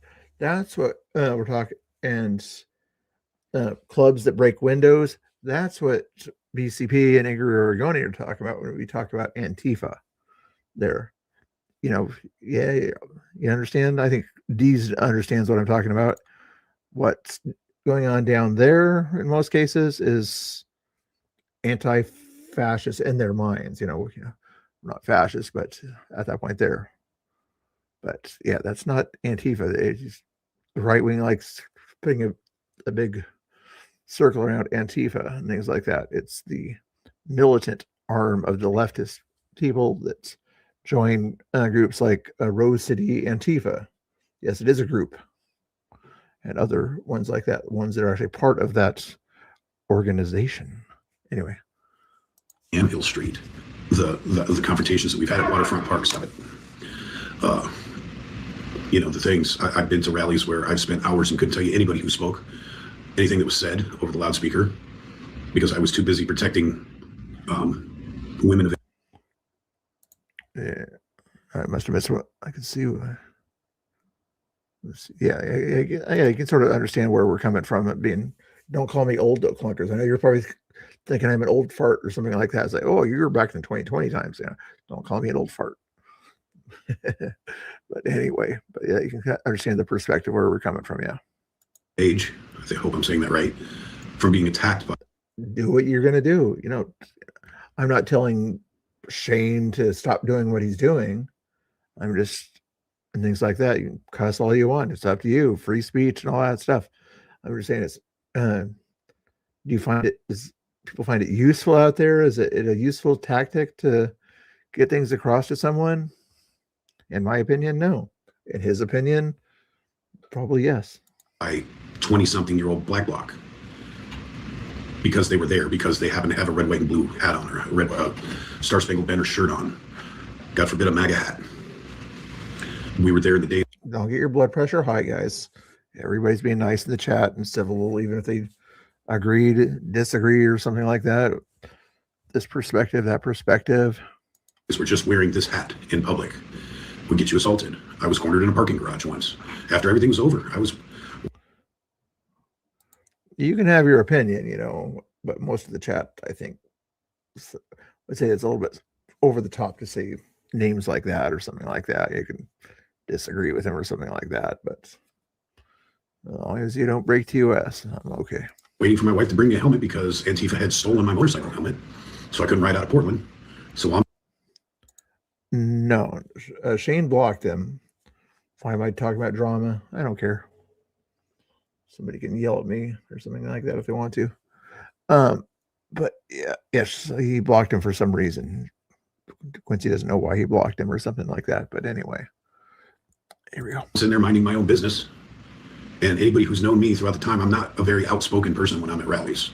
I like to kind of hang back and watch what's happening and just feel everything out and let everything take place in front of me, and then I react to it. I'm not a very upfront, antagonistic person. I'm more of a reactionary. So as usual, I was. Peer pressure? Right wingers peer pressure? No peer pressure here. I'm not sure what you mean by that, but anyway. Personal liberty is usually kind of the major thing about being a conservative Republican. Peer pressure is kind of a lefty thing where you get around into a group, things like that. Although that's sort of what I'm saying. People are starting to get into this group mentality, this crazy chat behavior mentality, and sort of the chat's kind of controlling what the streamer's sort of mindset is or something like that. Maybe a little bit of both. I don't know. I'm just spouting off silly opinions, if you want to call it that. And another buddy where he was hanging with me for safety reasons. See, not many of you guys understand that when I am. Deez is starting to get a little bit upset with Clunkers, but I don't think you're upset with him or anything like that. You just kind of say you support BCP and everything, love his opinions, things like that. Clunkers doesn't like his opinions, but guess what we can all do, guys? Agree to disagree. A fairly capable of defending myself, 6 foot tall, 230 pound man that likes to fight. But yet we were there in a time where even somebody like me had to have a battle buddy. Even somebody like me was not okay to walk through downtown by myself. Hour after everything had calmed down, supposedly they sounded and looked like everybody had went home and still was not safe, as evidenced by the fact that while standing in a parking garage, I got accosted by half a dozen Antifa people that had already violently assaulted people in the previous hours. But that's what Antifa used to be. So when Quincy says that this is Clunkers, chill out. Snooks just was kind of going by my standard policy of kind of not cussing. There was one cuss word up there I kind of let slip, it's okay or whatever. I know you're upset, so I just tried not to overdo it at that point there. But you got emotional. I'm not going to ban you or anything like that for that kind of stuff. If you keep cussing, when there's a rule or whatever, and you go to a place and there's a rule where you shouldn't really cuss too much, then somebody might give you a 10-second timeout as just kind of a say, okay, maybe I shouldn't cuss anymore. Calm down. What language? Oh, Deez, I'm sorry. What? Oh, his language or something like that? Yeah. Say what you want. Well, I'm a nice guy. Why is everybody picking on me? I'm just kidding. I guess maybe I should went into this stuff here. Act like adults. Yeah, exactly. D, don't go. Yeah, timed him out. Yeah, for a minute. Yeah, there you go. Maybe if he learned his lesson or something like that, then it's all good. D, are you still out there? Okay, there you go. Chill out there. Nothing wrong with it. Little timeout or whatever. Unless he was taking too much of the chat up. All I can see is red or whatever on my chat half the time. I want to see other people chat too. not Antifa. I've been down there twice. I think, maybe 3 times, but I know I've been down there twice filming. And apparently I have a MAGA appearance. So I've been told by random lefties, random protesters, whatnot. I've been confronted just because I look like MAGA. Even though usually when I go down, I go gray man. Usually I'm wearing all black because I'm a biker and that's what we do. We seem to always wear black. So most of my sweatshirts and everything are black anyways. But I try to go gray man just to be non-confrontational because I'd like to be able to film and walk around freely. Does anybody want to tell the person, Julia here, that Obama himself said it would pay for itself? That in the future there would be no need for subsidies when he made this thing back in 2010-ish, I believe it was. Does anybody want to let the person know that? That it would pay for itself down the road? And 15 years later, there's still subsidies. Anybody want to mention that? Was this guy doing this stupid stuff here? Did you already ban him, Snooks? Why am I getting these troublemakers in here? Stupid freaking people that do this stuff. Did you already ban? I didn't get on them real quick on that one. Thank you, Clunkers. Oh, what? Oh, did you do that? No, the village drunkard. Did we already get rid of him? Seriously, these people. Do I have to babysit leftists in here? I shouldn't have to babysit leftists in here. But you deleted? Did we? I'm assuming you. Oh yeah, you hit him. Put user into. You probably kicked him all the way out, I assume. Okay. Okay. Do I need to? You don't want to be here. Fuckers, calm down. Calm down. I know you get a little bit heated and things like that, and you like to have the conversation going. All I ask is that you don't cuss and don't sort of call people ridiculous names, you just something like that. And okay, this is getting to be a silly day of nonsense here. Why do I do silly things?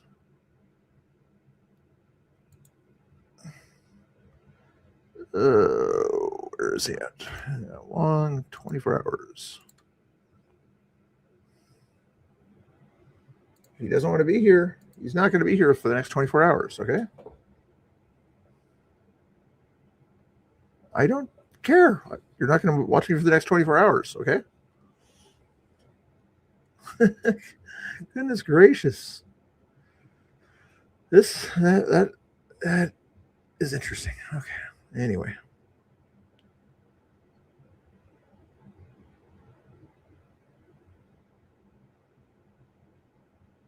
Yeah, I like Josh's point on this. Yeah, YouTube kind of goes a little bit crazy on some of the stuff that they kind of ban and things like that. You can't talk about certain things. That's why I keep having to read that thing in the bottom just to kind of cover my tail.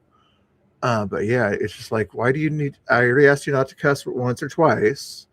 The moderator asked you not to cuss, and what do? You come back in and cuss.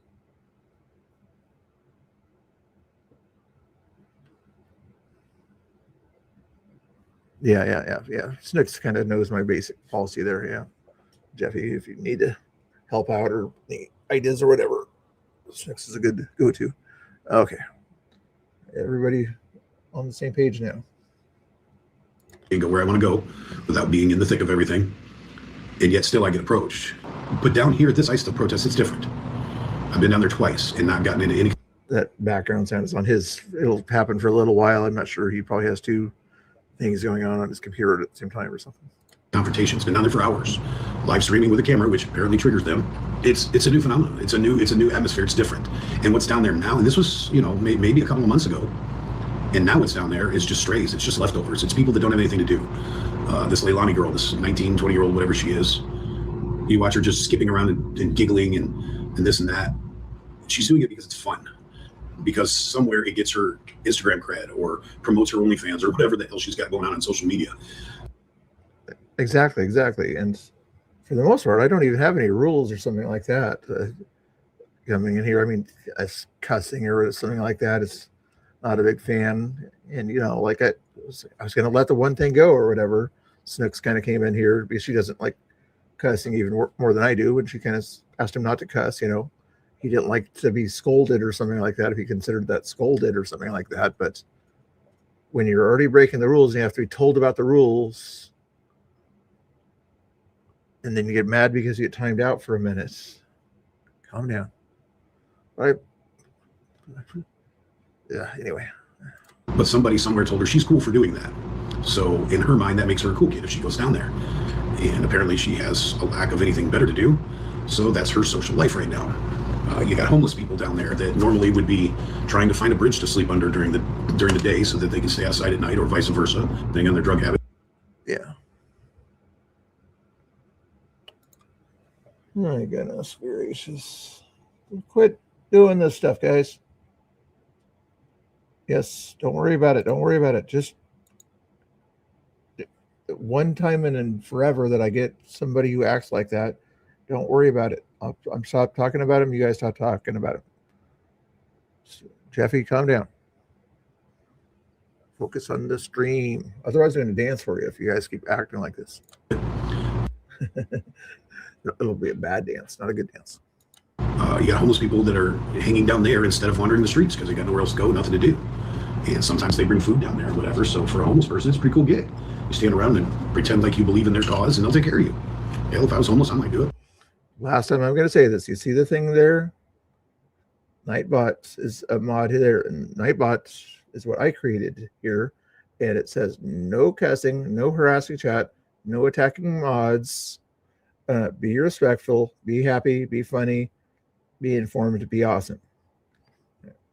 One of these days, maybe I'll have to make this kind of thing the headline thing. Can I actually do that? Let me see if I can sort of turn that into a banner instead. Maybe that'll kind of get the point across here. I think I can do that. I think I can do that. No, I can't do that right now. Why can't I do that?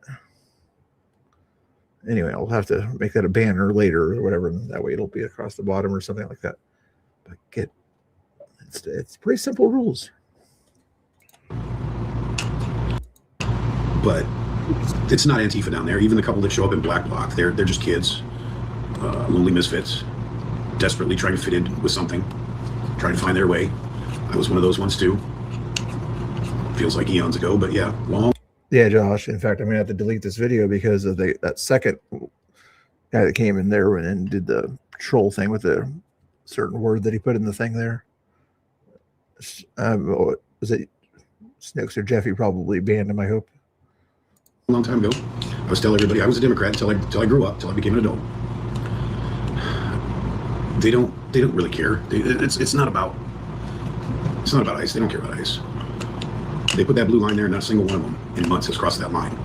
That's lack of conviction. They're just there to be seen because there's more cameras than protesters, and they want to go home and turn on one of the conservative live streams and show their friends, look what I said to them. Look, I stood up to those conservatives, to those MAGA. It's no real conviction for the original cause. It is dead down there. Not gonna tell you, Smoky Pipe. Not gonna tell you. Not gonna happen. What did I miss? Oh no! Go back in the chat. Go back in the chat or something like that if you want to see what you missed. There's 2 or 3 people that stand in the driveway, and as soon as that gate opens before the cars even come out there. Well, actually, it's some of the deleted chat. You'll see up there. You'll see deleted chat or something like that. Then that should tell you what you missed. Half a block up the road getting out of the way. There's no yelling, no screaming, no standing in the way, no blocking vehicles. That's not the Antifa that we know. That's not really Antifa. That's LARPers. And I don't always agree with Tommy and Shane and Josh and their tactics. I'm a grumpy old man, so sometimes I'm like, why are you bothering to do that? You look silly just like them. That's the grumpy old man in me. But the patriot and the activist in me says, hey, you're down there being an activist in your way, doing your part, what you think is okay. Well, all you guys that are fans of Shane and Tommy and Josh and the other Shane, sometimes Skylar is a little bit attention grabbing. For all of you in Valley Streets, right? All of these guys that are down there making this noise, that's their tactic, and that's okay. Just because I don't want to do it, I'm not going to say that they're wrong for doing it. Shane. But don't punch right. Realize that we all have our roles to play. We all have our part. And if Quincy wants to go down there and plant seeds and hopefully try to make bridges, and somebody pointed out in the chat the entire time that Maceface was Leilani. A sidebar. I have a hard time. I have daughters. I have a couple of daughters that are liberal. I could see them if opportunities were a little bit different and geography was a little different. They might be down there too. So I see somebody like Leilani, and I'm like, I can't be mean. I feel weird even calling her Maceface, because if somebody was to do that to my daughter, it would not be a fun day. So I try to keep that in mind, to realize that these young kids are somebody's kids. Not that they're in any way correct in how they're thinking, what they're doing, and they probably need to be bent over their parents' knees and taught a lesson or two.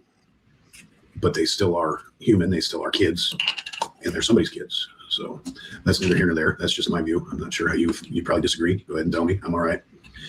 But anyways, the whole time that Quincy was talking to Leilani, she wasn't yelling, screaming. She wasn't basing anybody. She wasn't harassing anybody. And even the Patriots left her alone. She was not part of the game. I agree to disagree on that one, Jeffy. If you watch the BCP interview or things like that, she's not the kind of person that would do something like that. She might spray your back with mace or something like that, but she's not gonna do that. She treats everybody nice, and for the most part she does, until she gets attacked or something like that. But yeah, I disagree with her opinions. Yeah, her parents should have taught her better in church, that kind of stuff. Yeah, Leilani or whatever is who he's talking about. Yeah, but I disagree with your knife analogy there when it comes to her. There's other people that might do that, but like you were saying, this is not the same Antifa. She was benched the entire time that she was talking to Quincy, and nothing bad happened around her for that period of time. I call that a win. Anytime a 19, 20-year-old girl is not getting assaulted or assaulting anyone else, I call that a win. And the fact that Quincy was willing to sit there and let her speak her mind is why that happened. All right, I'm going on 25 minutes here. So sorry. I don't know if I kept anybody's attention this. Yeah, I'm trying to find something I disagree with on what his take is here, but not much. Long or not. Quincy's my boy. Quincy's my homie. I got his back any day of the week. But I'll also have Shane's back, and I'll also have Josh's back. Ding, ding, ding, ding, ding. Did they get the point yet? Just because you disagree with them does not mean they don't have your back. If somebody is attacking other people out there that BCP may disagree with on a Christian basis, and he sees them kind of getting attacked by leftists, guess what he'll do? He'll go over there and help defend them, or be another body. Some people seem to think that BCP saying words about it's not as big a deal as it used to be kind of thing is an attack on them. It's not an attack. It's an opinion. It's just crazy. I'll also have Tommy's back. Maybe not to the same extent, because I have not spent holidays with these gentlemen like I have with Quincy and his family. I don't know their families. I, not had deep personal talks with any of them. But regardless, if we're fighting the same battles, again, quote unquote, because the whole point of Quincy's thing is it's not really a battle anymore. It's kind of a freak show. It's kind of just a bunch of people trying to get attention in one way or another on both sides. Yep, I'll say it. Be mad at me all you want. You guys agree with that one? With certain people on the right, are they trying to get attention? Are they trying to stop people from bugging the ICE agents? Or is it a combination of the two, maybe? You don't think so, Michael? I'd say at best it's a combination of the two. Let's say when Raw Tactics goes down there or whatever, and he goes to the ICE building or people in front of the ICE building and tries to draw their attention onto him by saying attention-getting things, he's doing both at that point there. But when people go over to the apartment area people standing right next to their apartment doors, and somebody's over there cussing them out for no reason. They're just standing there or sitting down. Some of them might be homeless, and you're yelling and saying, trans women or men, but whatever. What's the point of that? That's just attention getting kind of stuff there. If you want to have a conversation with those people or something like that, then have a conversation with those people. So that's why Raw Tactics I like a little bit better, because when he's down there, he's usually at the ICE building with his little scooter thing there. I don't like his language, however, but he's trying to draw the attention of the people that are actually protesters away from protesting ICE, so that cars can go by civilly and everything, and they want to get the attention on him. Does that make sense? I mean, if that doesn't make sense. I think it makes sense. But I'm going to say that I don't think motives are 100% cause-based. I don't even think that's the right word, but I'm not going to have 100% faith in everybody's motives down there right now, because it's a nothing burger, as another friend of mine used to say, and who used to do the same thing. He used to go down there and film at these events where there was actually violence going on, where there were improvised explosives getting launched at us, and people were getting hit by cars. Been there, done that. Not done that, but been there, been attacked by that. People were assaulting each other with bats and knives, and hell, even one of our friends got shot. There's been a few stabbed. It's, it used to be actual battles. The old Antifa. I won't say the real Antifa, I'll say the old Antifa. We used to have actual battles. So if you've not been in any of those, if you haven't been around as long as some of us have, maybe reconsider being so critical. Because if you've not been there, then you don't know how you would handle it. I have. Yeah, well, when you say effective at what? Effective at drawing attention to themselves and away from ICE? Yeah, I'd give you that. But if you're saying effective at changing people's minds about people on the right or right-wing perspectives, no, I would say BCP, Black Rebel, Nico, who's the other one? Not Tina Kotex, because they're down there doing things to clean up that area of the town. That tells people like, oh, hey, the right actually does care about Portland. They're doing something. But yeah, if you're talking about getting them away from ICE, yeah, they're effective at that.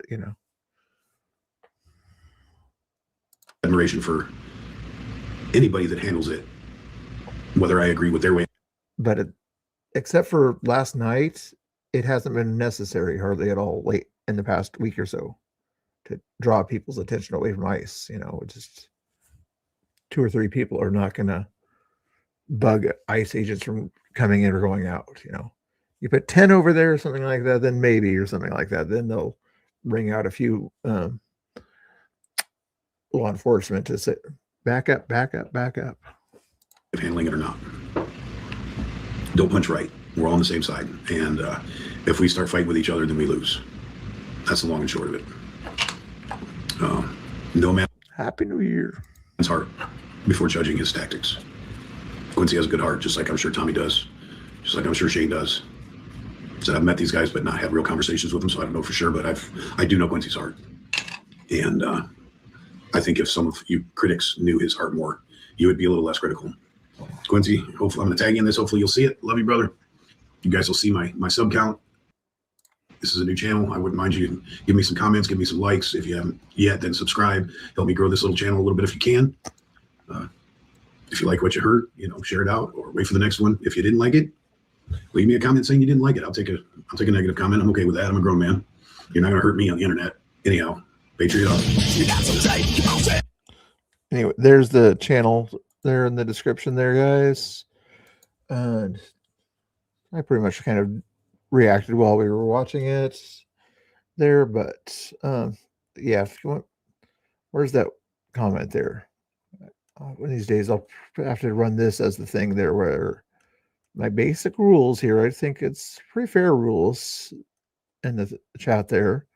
Where are you, Nightbot? Where is that Nightbot? tag there? It's somewhere up here anyway. But basically, no cussing, no attacking moderators. Have a civilized discussion, act like adults. Hopefully that's not hard for, I know it's not hard for most everybody in the chat there. I don't mind trolls coming in here. That one troll was kind of nice or whatever, wherever he was at there.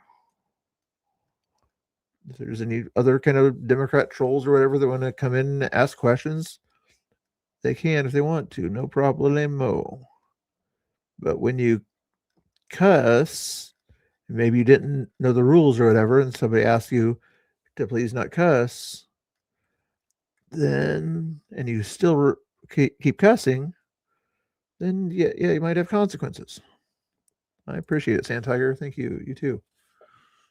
And the other way you can get out of cussing, is some cuss words I have blocked or whatever. Maybe you have to block some more cuss words, but you can even fake the cuss word, and I'll even let you get away with it if you kind of say F word or something like that. I'll know that you're meaning F, and just say F ... and then other things that are related to that F. That's not cussing, in my opinion. Get it? Yeah. A lot of people sort of have Tommy's opinion, and a lot of people agree with Tommy's opinion. Other people, say you're Christian conservatives and others and everything, disagree with how he goes about expressing his opinion, but Tommy will be the same way. Say some people don't like the way he talks. That's fine, guess what? I'll still agree with his opinion on certain issues, alphabet issues and other things like that. But anywho, let me see if there's anything else to look at here as far as I like watching myself on the screen too much. Any new news out there? After I've been streaming almost 2 hours, I guess we'll go for another 5 minutes here till we hit the 2 hour thing here.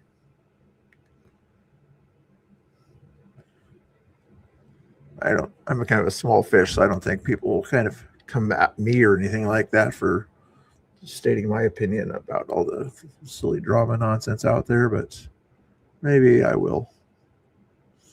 And the other thing, if you let's go into more silly drama or whatever, Honey Badger Mom or something like that, if she says that her opinion about Tommy Boy or something like that, look, they're still talking today. They agree to disagree about something or another. Here, let's read this since I'm already talking about it. I'm getting flack for calling out a crappy behavior on the right, and I am here for it. Call me a Karen. Pat, so I am chopped. Looking at you, Haley Lewis.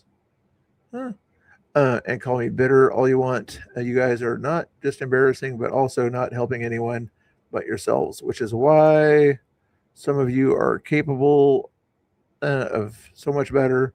A lot of you can't see past your own tribalism. She was quote tweeting this one here. She has principles. When you guys act like tribalist chimps, she says she doesn't like it. And when you guys freak out, the F out, her, like, you guys want to make it bigger so you guys can read that? There you go. I don't like chips. Effing weird. Who is this person here? Not that I care, but 705 followers. No, whatever. Jesus follower, I guess. Then one of her responses is that they don't even realize how tribal they are being. No principles or traditions. Just blind ambition all the way down. Tommy Boy's response. You know I have the utmost respect for you, Shelley. I know we don't agree on everything, but I do appreciate everything you have done and are doing. We don't always have to agree to be respectful to each other. That's for sure. We just have different ways of doing things. I'm talking slowly to kind of emphasize his points. You have made a huge impact at ICE, and we will forever be grateful. Did anybody respond to that by chance? And yeah, I know she was a big reason that you went down there. So somebody said, I was. How so? Oops. Go back. I hit the wrong button. I hit the wrong button again. I'm trying to just see what the response is there. Show replies. Because you were being assaulted by Antifa. I heard him saying that on one of his streams. Do we want to care what William had to say 7 minutes ago? Not really. I've always tried to stop the drama between Honey Badger and Patriot Corner. Tommy has never spoken bad about her. He just unfortunately can't control other people. I just wish everyone could chill out. This is coming from Will, if you remember who Will is. Oh, that's craziness out there. But yeah, see, she's not calling him out or anything like that. She was calling out an action that she saw on a video stream or something like that. People need to learn to differentiate actions and people. If I say I don't like something BCP said, does that mean that I don't like BCP? No, that means I don't like something that he said. How hard is this to understand? This is like junior high nonsense.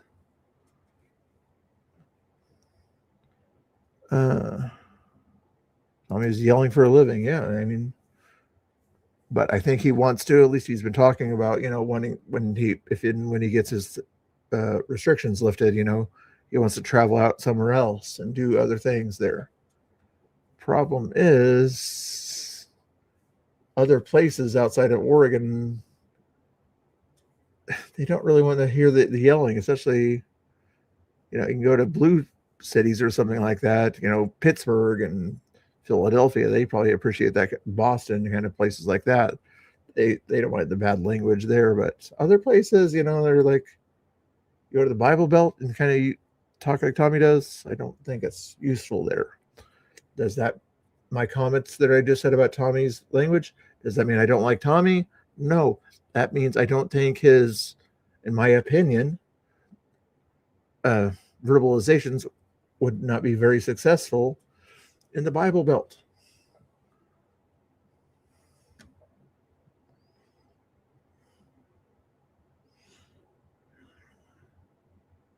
Better than better than digging ditches. Yeah, good points. Anyway, 32 people still watching me for some reason at this time of the day. I was trying to see if there's anything else to look at here. Let me go back to here. Well, I haven't seen any homeless things going on here. Recall if it is. So the Portland Fire Department just announced that they are not going to go to every fire call if it is homeless related. If all the information aligns with what we consider a low risk fire, we could permit that to continue without even responding. So for example, if it is contained and not near, say, a structure, they may not necessarily go to the call because about half their calls throughout the entire year are homeless related. So say it's contained in a tin. Half the calls? Wow. Can, and it's like rubbing alcohol that they burn. If the person's just trying to stay warm and there's really little risk to it spreading, they may not come. Now, not everybody's happy with this. This video shows his Southeast Portland apartment complex in flames last year after a fire at a nearby camp spread. This whole building was on fire. It's just now redone. This is a year later.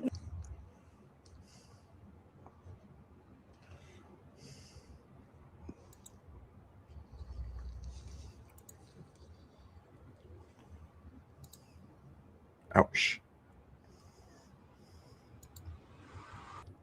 So what you just saw, this is a guy who lives in an apartment, and I actually had filmed it right afterwards the day later where a homeless fire spread and nearly burned down this apartment building.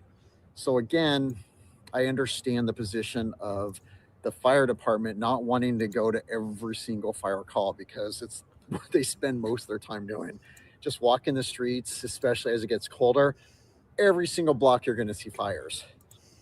Most fairly well contained, but unfortunately, you're also dealing with people in the middle of their addiction and mental illness. Haley writes her plea for help under the Morrison Bridge. I usually use a coffee can and like hand sanitizer or alcohol, you know, with cotton balls in it, you know, and if you put it together right, it kind of makes like almost like a little jet stove. So let's just see how that plays out. Again, I understand the position of the fire department, but this is still kind of concerning for me because just by allowing any fires on the streets is going to put the community at risk no matter what.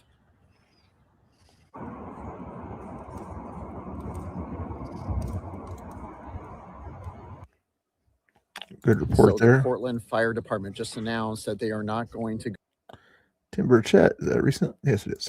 I always close up my videos with thank y'all for sending me here, and I really mean that because y'all did send me there to Washington. Another thing I'm asked is, one thing I'm asked is if what am I most surprised of when I got to Washington? I guess what I'm most surprised is I'm not surprised.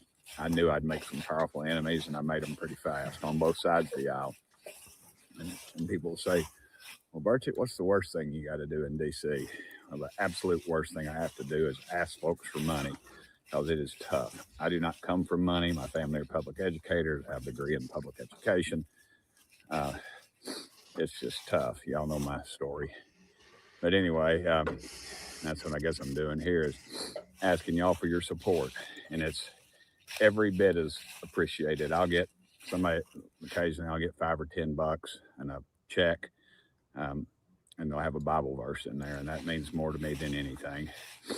And I always ask folks for their prayers for my family and our country, but this time if you could help us out, small donations, big donations, they're all very helpful.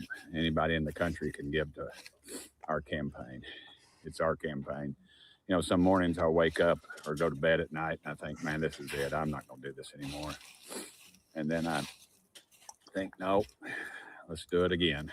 And we keep fighting. So if y'all can help keep me in the fight, I'd be really appreciative of it. There's a link down below to click. Hit that, and it'll tell you what you can do. And every bit is appreciated.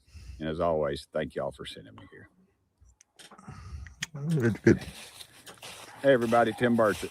I always close up my videos with thank y'all for sending me here. And I really Right Side mean Rebel. that.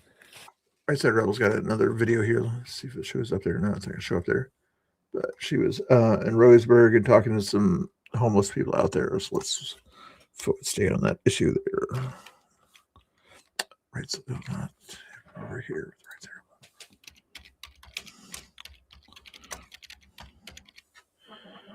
there. Over here.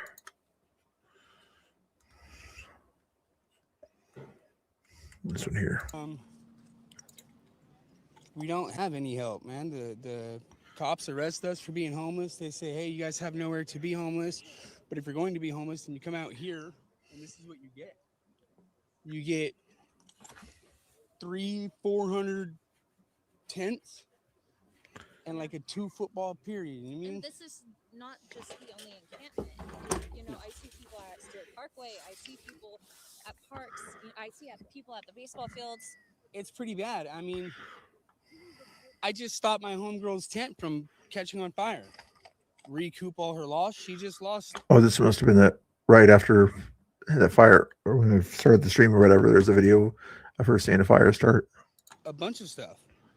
We don't have clothes. We don't have access to clean water. We don't have access to showers every day. Don't worry. Be happy. You guys are only counting on each other to help, you know. Name that singer. Don't worry. Be happy. Because this is like the 8th fire that I'm alone have showed up and stopped. And it happens, man. We don't have help. Yeah. With a sense of morality. He tries to watch himself sometimes, you know. I remember one time BCP was trying to interview somebody, or maybe it was Nick Shirley or something like that, and he was about to kind of go on the mega horn. Then he looks like, oops, yeah, I better not do that, you know. But yeah, he could probably do a better job of kind of, you know, he's 200 feet away from a lot of the action, so he can't tell if anybody's having a quality conversation down there. You know, he just wants to get his voice heard, you know. So it's a catch-22, I guess. You forgot who sings that? Anybody want to help Jethro on that one there? His first name is Bobby. See if you guys remember his last name. I mean, people look at me and they assume I'm a bad dude. They assume I'm a dangerous guy. I just risked my life and limb to go shut down somebody else's house fire. Yeah. Hey, Desi, how you doing? Nice to see you. Even a Canadian knew a classic American song there. Come on now. The coolest thing that this city does is the Navigation Center. What's the Navigation Center? It's down here on Mill Street, and they help out a lot of people. They give it's like a big dorm setting. If you need a place. I don't know why you got chats that remind me of songs for some reason. Love and marriage go together like a horse and carriage. Two-part question. What sitcom and who sang that song? There's an application process, and then there's the dorm life, and then they also have like singular pods for people who are just by themselves in that pod. So I was talking to someone about the shelters out here and stuff, and they said that the shelters have very high criteria, or they tell you guys to go stay out of church. Yep, they do have very high criteria, and who wants to stay at a church? I mean, listen. A lot of us are drug addicts, you know what I mean? And a lot of us still feel a connection with the Lord. And it might just be simple, oh, don't get high or don't bring drugs. Okay, well, if you've ever smoked a cigarette, then go a whole day with a pack of cigarettes in your lap and not smoke a cigarette. Nice job, Steven. Steven's the winner of that competition there, since he got both answers. You drink coffee every day. I want you to make a cup of coffee in front of you and sit through that whole day. That's definitely my forte. You know what I mean? And just magnify that by 100, and then you're dealing with the kind of addiction that I'm dealing with. What could Oregonians do as a community to help the people? You know, obviously, no one's going to get off of drugs unless they want to. Right. You know, it takes someone wanting to get off drugs in order for. Okay, you're right. I didn't see it till now. Yeah, you got it right there.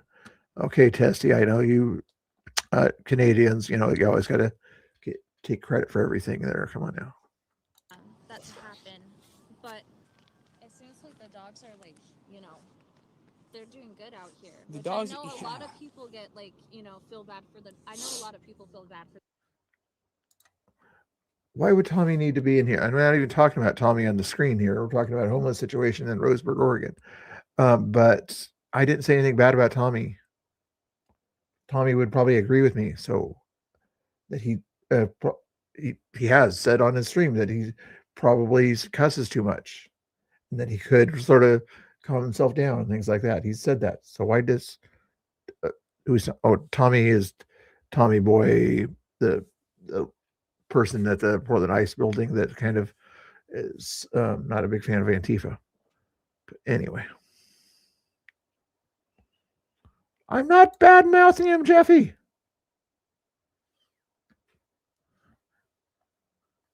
The dogs out here, and you know, they look happy. Don't. You know, they're happy. They're loved. Come here. You know, I haven't. Come here. What is that? What is that? What is that?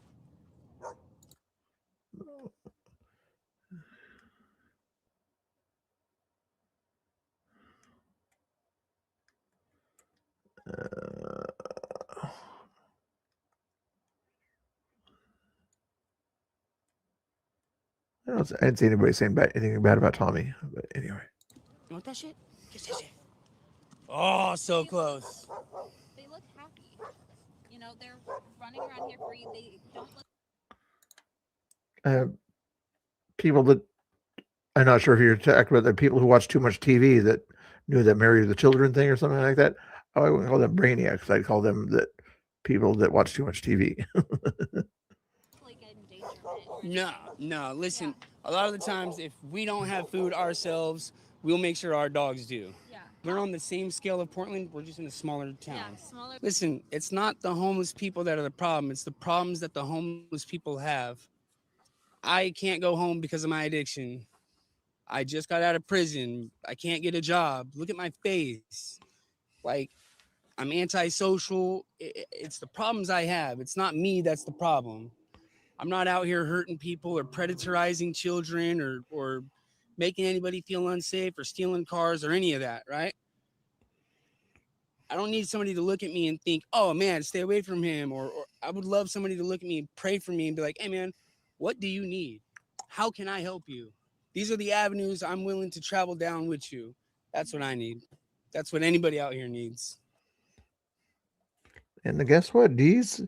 It's cool that we can agree to disagree on what level of Tommy support we give or something like that, you know? I showed, when I do restreams or whatever, I'll show Tommy Boy on there. But I will sort of mute him usually because when I don't like the cussing and some of the verbiage that he uses, you know, but I'll still usually have him on stream or something like that if it's content, you know. That's kind of my level of support for him there. If I go down there and see him or whatever, I'll shake his hand, see how he's doing, you know. I would for other people. I probably wouldn't shake Leilani's hand or whatever unless she wanted to shake my hand or something, but that kind of stuff. Okay. No fighting. You're quoting. Okay, good. You're quoting Trump now. Good, Tessie. Good, lefty Canadian. Good. He's a big Trump fan. He says fight. Good job, Tessie. Good job. He's usually on Twitch or whatever, but he's my resident Canadian lefty troll.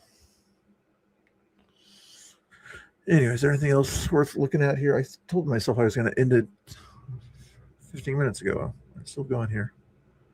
Happy New Year's, she says. Oh, no, let's go with something else here. Follow a Right Side Rebel if you want to on Twitter. 31 minutes ago, 1 hour ago. Have we already seen this? Look at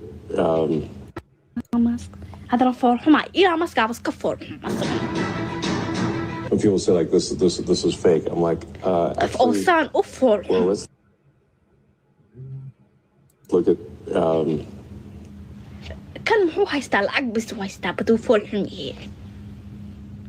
there's no translation. What am I watching? I wouldn't worry too much about this one. That piece of joy. I wouldn't worry too much about him. He about to die. Wouldn't worry too much about the richest guy in the world. Threatens. I don't. What she was saying was kind of threats, or she didn't say anything in English that was threatening or something like that. The clicking noises, was that threatening or something like that? I'm not sure what that was. Anyway, they were drinking pop, guys. They were drinking pop on that one. Zoran Mamdani. This is what's his name? Tessie's favorite guy right here. We will replace the frigidity of rugged individualism with the warmth of collectivism. If our The warmth of collectivism. Yeah, I'm sure that's what Lenin said too. She looks like she's biological staff. This amendment will require schools that are part of the OHSAA to designate separate teams for participants of the biological sex. Like this is in North Carolina, I believe, on this one here. No, Ohio channel. But anyway, I basically saying there's two sexes. So that's what they're doing, and a bunch of leftists up in the upper bleachers were making noises in the middle of this. No school And the person in charge of the legislature there, even though it's Ohio, wasn't really kind of control the room very well. Anyway, any important news? There's BCP talking to General Flynn there. Oh, there's an old school thing here. Italian girl, that's another good follow on Twitter also there. This is back when Antifa was Antifa, guys. And just FYI, these are just kind of playing games outside here. And also, this video uses fair use for the purpose of criticism, commentary, satire, news reporting, teaching, education, and research. So we're researching the way that Antifa used to be and the activities that they used to do to people that they didn't like versus the way they're doing things nowadays that you've seen recently.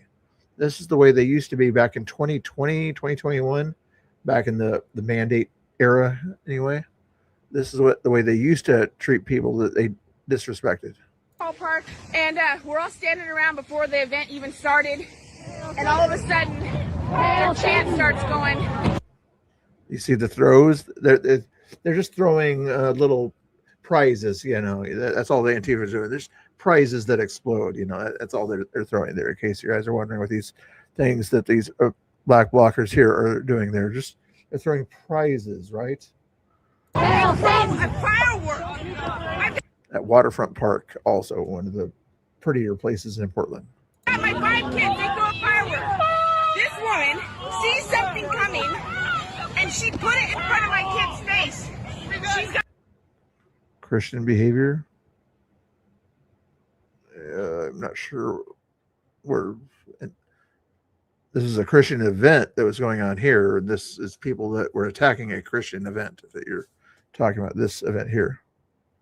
A well on her arm, and it is burning. That would have hit my child's face if it wasn't for her putting her arm in front of her face. More prizes that these guys are throwing at a stage over there where people are walking and just trying to be themselves, you know, and just because they're having a guest speaker that day, the guy from Canada that opened his church when the Canadian government didn't want it open, you know. We're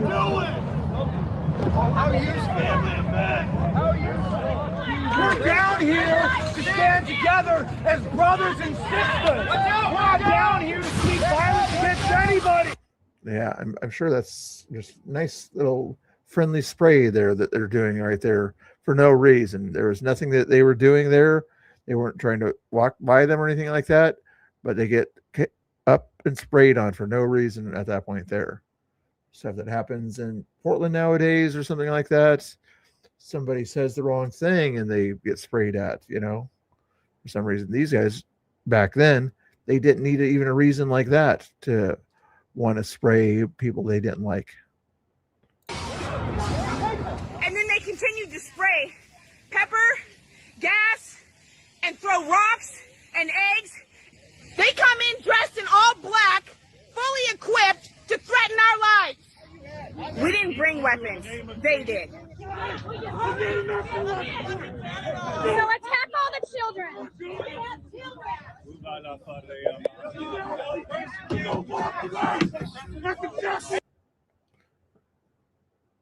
Tran.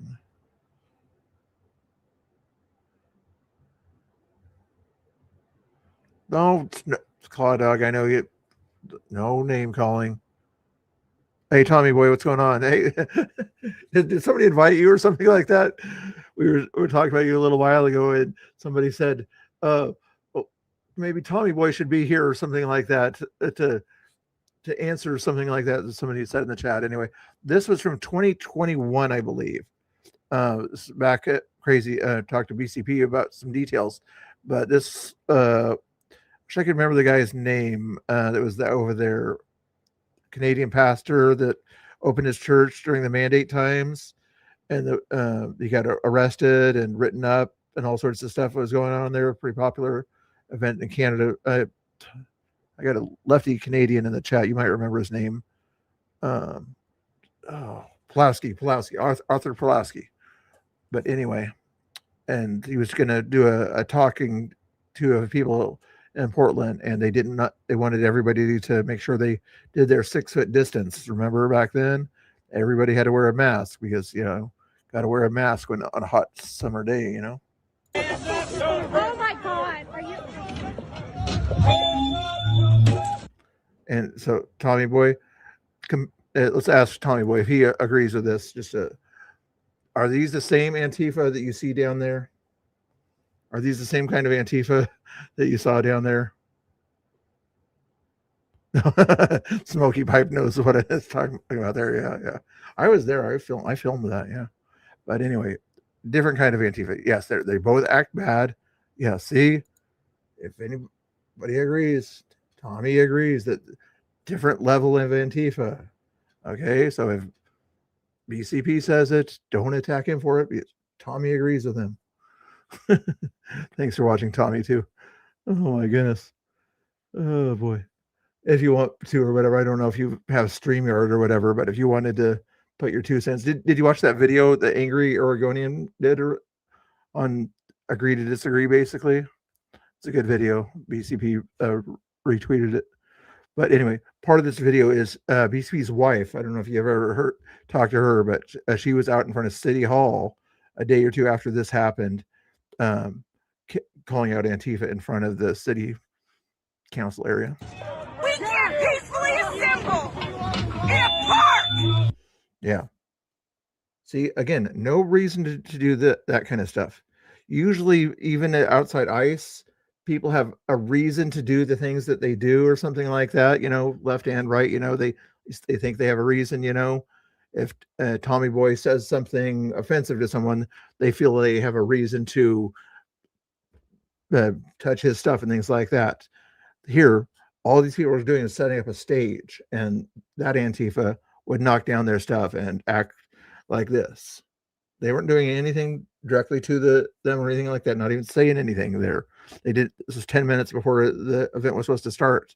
I couldn't make it down for this, by the way, but BCP and other people were there. Anyway, let's keep playing this. Without them people coming in and threatening our lives and our safety. What are we doing anyway? Are we breaking cars? What are we doing to stop them? They show up.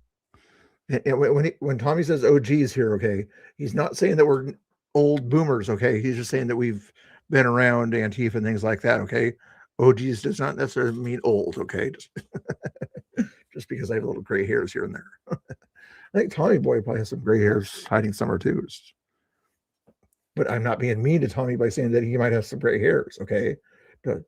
Tommy Boy, are you offended that I said that you might have some gray hairs? If somebody earlier, I think, might have been offended that I said something that I didn't share your opinion or something, how you verbalize things or whatever. I didn't. They thought some people might say I'm attacking you by saying that. I'm not attacking you. I'm attacking an action. It's a different thing I disagree with your action or your verbiage than attacking the person. Just people can't differentiate these things anymore. It's just silly in my opinion. Anyway, here we go. And they do worship there. So what? These guys are father, son here. I can't remember their names, but these guys are good guys there. I wish I could remember their name. I'd have you follow them. Pop you up. And I know where you live, buddy. Don't keep fucking talking. Get the fuck out of Portland. This is our city. This is our city. This is Antifa City. Evidently, nobody else can belong in that city but them, That's the kind of behavior back then. I mean, you still see some of that kind of talk or whatever from the Antifa at ICE or something like that, but it's usually like, leave us alone in front of ICE. Leave us alone. You can go to other parts of Portland, But back then it was no right wingers allowed in Portland. Washington! Racists. That's a child. That's a minor, you idiot. You get the idea how the differences that are happening there. Yep. I don't want to watch it again. But Italian girl, give her a shout out there. She's been around doing this kind of stuff for quite a while. She'll probably be at that event. I don't know if she'll speak, but she's also a good follow for people who want to check things out. She's been at the ICE building a couple times too, I think. See a lot of her on Facebook. If Tommy's still in the chat or whatever, if you guys have any questions for Tommy, feel free to put him in the chat if he's still around. Oops, let's scroll down here.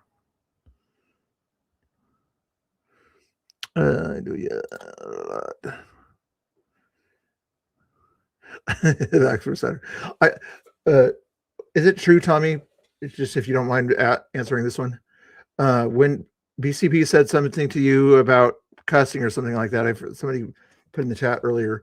Did that have any kind of effect on? Not effect, but did that help you chill out a little bit last night? Because I think you were cussing a little bit less at the event in Portland or whatever. You're still doing your thing at ICE, but I think at the Portland Pioneer Courthouse Square area, I think you were a little bit more mellow there. Was that, and it have anything to do with BCP kind of suggesting that to you? He wasn't attacking you. He was just suggesting something to you. And people wanted to kind of say, oh, BCP shouldn't have said that. Like, what's wrong with him saying that? You know, I don't know if, I don't want to start drama, but oh yeah, D's, yeah, you remember? Let me see if I can find that video for you. Let me see. What was her name? She had a handle too.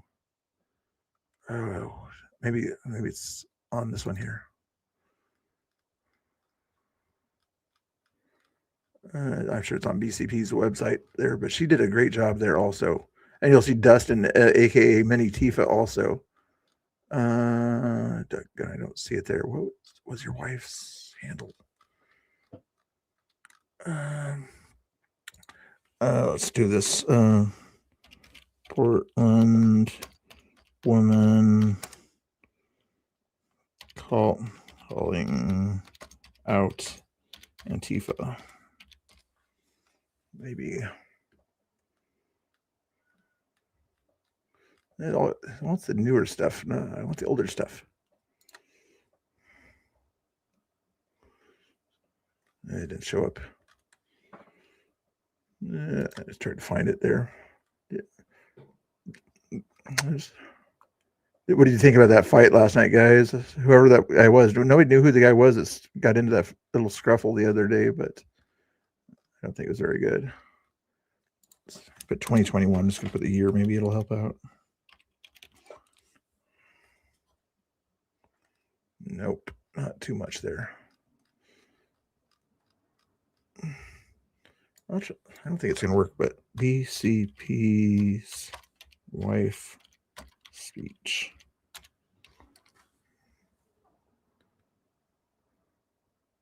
Here it is. Yep, there we go.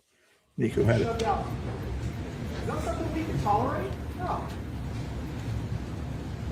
So I would like to close with a comment, a message. Yeah, that's I wasn't watching that or something like that. That's what I can imagine him doing or whatever. He's not going to tell you not to have your freedom of speech or something like that. But you know, depending on the crowd you're talking to, yeah, you have a different kind of level of where you should be, you know, use certain language, things like that. You know, a bunch of leftists kind of acting silly or something like that. Yeah. But yeah, you'll see this is old school kind of content here. It's kind of interesting if you like to see some of the old school stuff. We all have different ways of doing things, and there's nothing wrong with that. Exactly. We're all effective in our own ways. Whereas, see, there's no comedy people out down there right now. I was thinking about going down there earlier today, but I'm too rainy and yucky out there. But my thing is a little bit of the comedy thing, you know, a little bit of serious side, a little bit of comedy and dancing and things like that. But anyway, who's a badass? Tommy's badass, probably. Anyway, yeah, there he is. That's cool. Thank you guys for hanging out.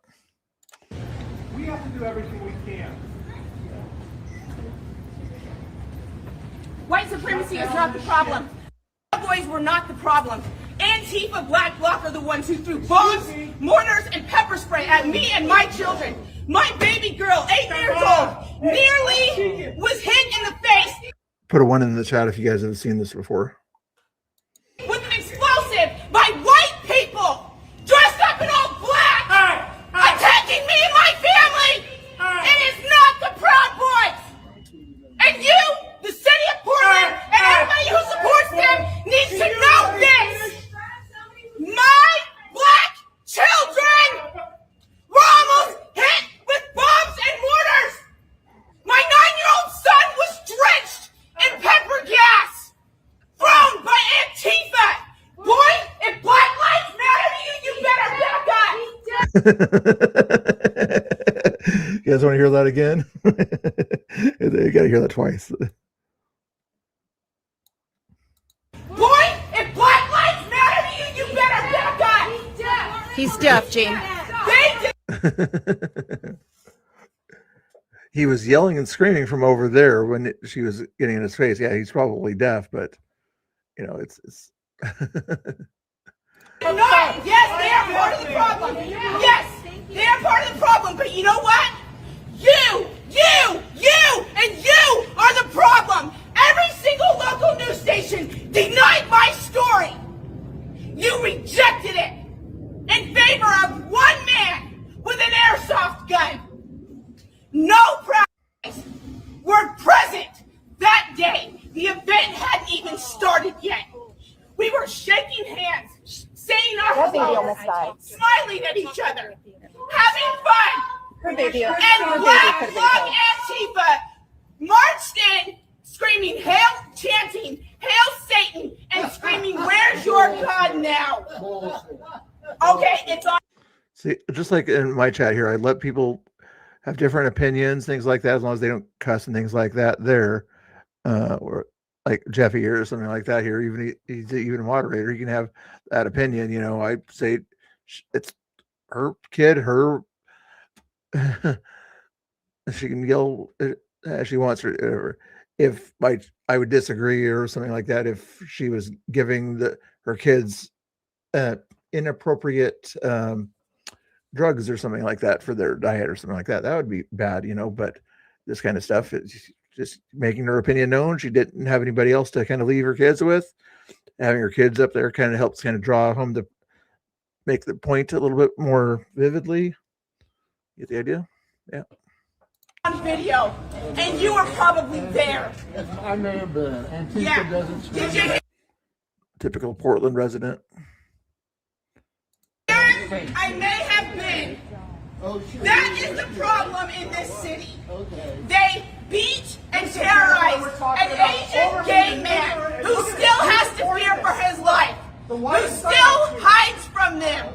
They still threaten his life. A gay Asian man. Stop Asian hate.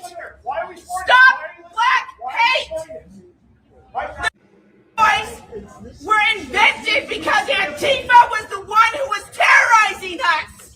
My husband, we are a one-income family, and Antifa has been trying to get him to lose his job. And that would put You recognize the guy over here? You'll see him more later, I think, on there also. There's your Mini Tifa with his blazer hat. Put a 1 in the chat if you remember Mini Tifa, aka Dustin. I don't know his last name. black people out of the home. Your husband is very dangerous. Job. BCP is very dangerous, Tommy boy. Yeah, Wheels, yes. BCP is very dangerous. In your opinion, is that true? I mean, he'll defend himself, but even though by this time, Wheels and BCP probably have had 5 or 6 conversations that I was at watching them have conversations, and no violence and intent. They're just conversations and things like that. One time I saw Wheels try to run up on him with his wheelchair. Yeah, not dangerous at all. Your husband is extremely dangerous. Bull, Dustin! Quincy! Bull! Quincy, You have it is never true. once seen him Quincy. be violent in any way, shape, or form. Antifa beat up a transgender Questions are dangerous to him. down here on these streets. It was a man transitioning to a woman. She was broken, sitting on the sidewalk because they took her backpack, her skateboard, and she said, "I have nothing left." She was begging for her stuff back. And then the man who tried to stop them was beat in the street. That person. You're speaking over a deaf. You know what? Yep, yeah, that's his wife. Yeah, and I'm just trying. And I used to go to church with him for a little while there, also up in Sandy, and I was usually the babysitter too with his kids and everything. About a year after this, I believe. Out there, he'd be sort of focusing on the sermon or helping out with the sermon a little bit and everything, and I'd be sort of back there making his kids don't run off or something like that. Like, well, in the pew. No, I was in the back room. I was right in the pew right next to him. It was good times. That's your deaf person. I'm sorry. I'm sorry. I'm deaf too. I'm sorry. You know, press conference. I do remember you. If every police station, yeah, you're a part of the problem. The worst kind are the white liberal women. They didn't want to have a conversation with her. They wanted to run off. If they had stayed to kind of talk to her or something like that, and then even the person in front of her that's trying to calm her down or something like that is interesting here too. You look at me in disdain, and I'm not saying all of you. What everyone else is woman doing? Here is one of the worst kind. If you do not back up, if every single one of these news stations hadn't denied my story, I wouldn't be standing here today. So you guys are not the problem. They have loved on my family, broke bread with me, fellowship with me, been in my home. They have been nothing but generous and kind to us. My entire black family. What's your name? And Antifa is the one who has spray painted in my kids' face, drenched us in pepper spray, and tried to kill us. And I'm an anti-fascist for the record. Listen to this lady. I'm an anti-fascist for the record, thinking that that's the kind of people that she's talking about. Same kind of concept is kind of with the people that are down there at the ICE building at night and everything. They're anti-fascists, right? They're anti-fascist down there. Tommy will agree that they say that they're anti-fascist, even though they don't know what fascism is when you ask them. But, and again, this person here probably doesn't really understand what fascism is either. So she thinks she's Antifa possibly by saying that. Like, no. What she's talking about when she's as Antifa, Quincy's wife, are the people that attacked. That's what she thinks of as Antifa. That's what BCP thinks of as Antifa. That's what the organization that Trump is going after is Antifa. He doesn't want to go after Leilani nonsense or anything like that. You know, he could care less about somebody that acts like her out there. He wants to go after the people that are more violent than the Seth guy or something like that. They're out there, you know, that are the kind of people that Trump's going after, and those are the kind of people that we're talking about here. At the point.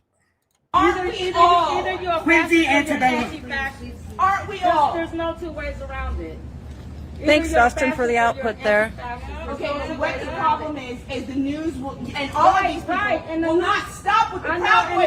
Get over it. It's not them. Really? Yes. It's right there. See It's how right this is there. Proud Boys is white supremacists just like the mayor. No, they're not. No, do you understand? She just got through saying she's had them to their house multiple times, broken bread with them, went to church with them. And then this is the mentality, Tommy boy. I'll read what you had to say in a second, of what your typical Portland person thinks, or your typical left-leaning person thinks of Antifa, that they're anti-fascist, they're against things, and that Proud Boys that are a drinking group that likes to defend common sense are the racists, even though the head of their organization is from Puerto Rico,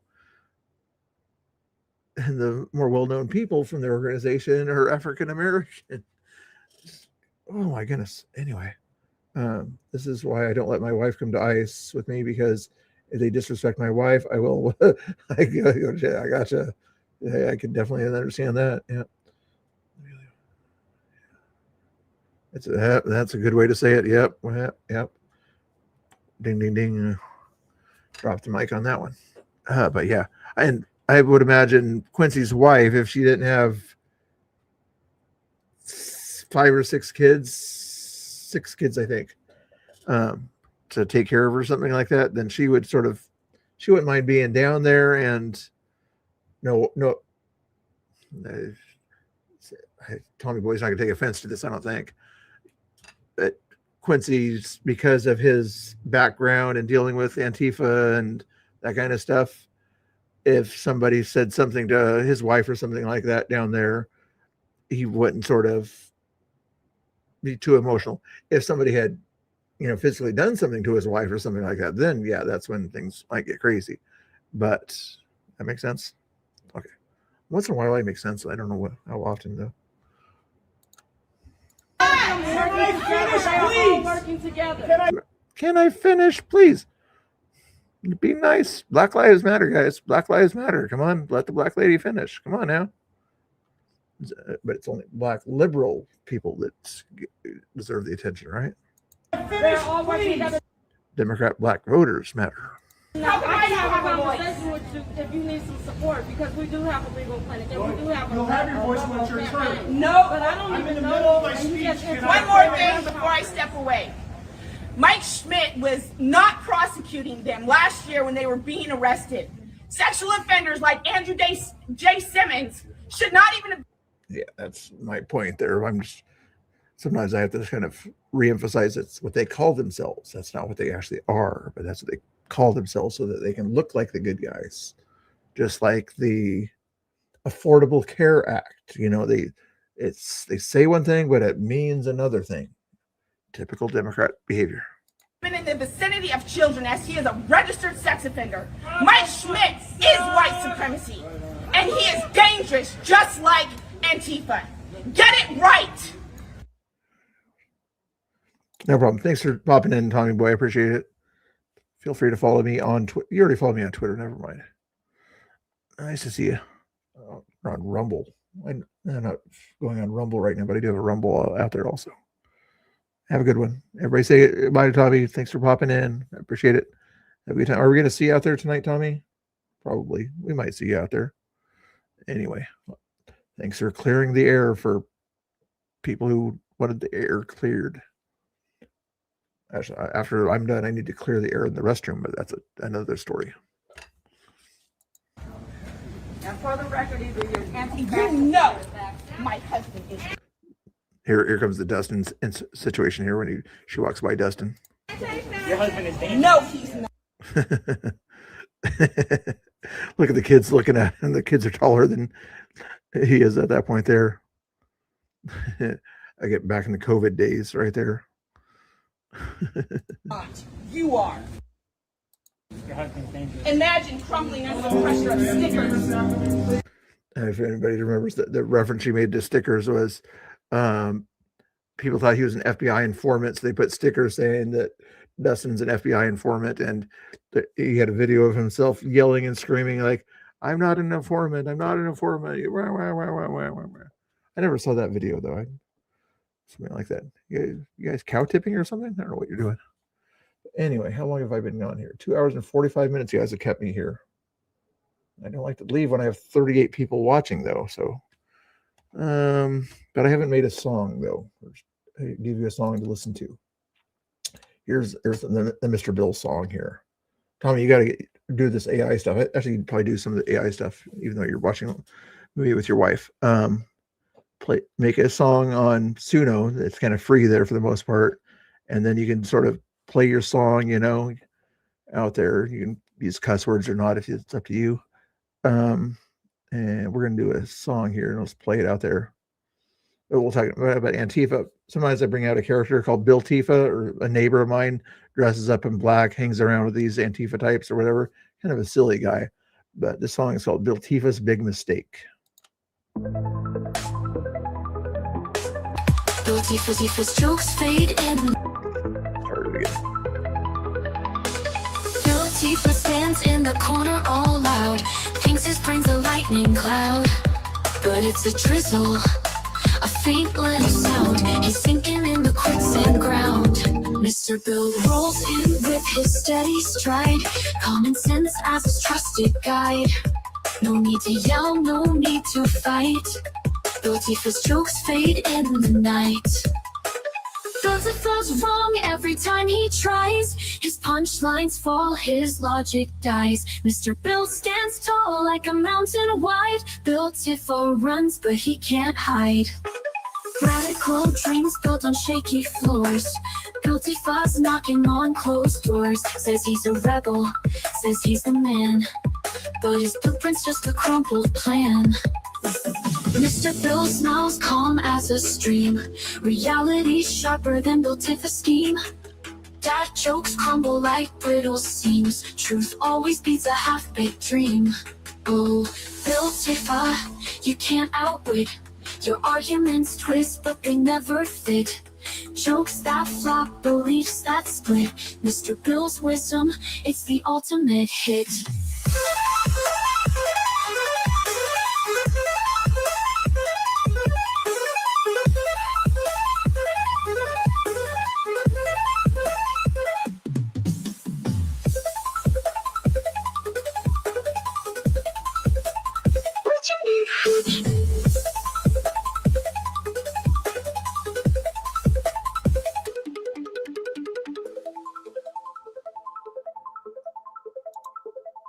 Good old Bill Tifa. Yep.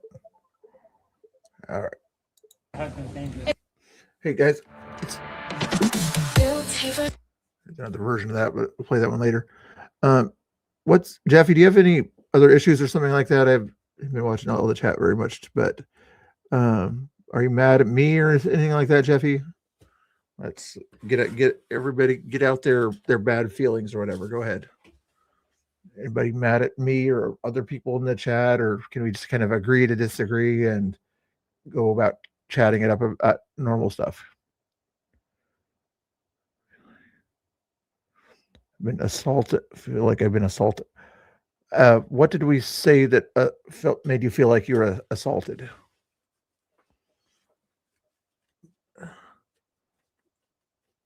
And if somebody admittedly kind of felt like they assaulted Jeffy with the words, please apologize. But let's find out what's going on here.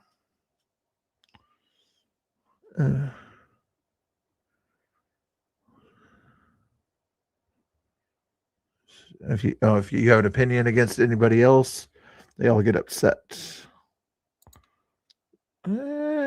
Maybe, yeah. I mean, I'm not certain about that, but if some people have different definitions of what upset is and things like that. If somebody kind of expressed their opinion back to you or something like that, that may not be them being upset. That may just kind of mean expressing their opinion. I'm not saying that's what happened. Maybe they were kind of upset with you or something like that, but we don't always have to take things too personally to that degree. Does that make sense?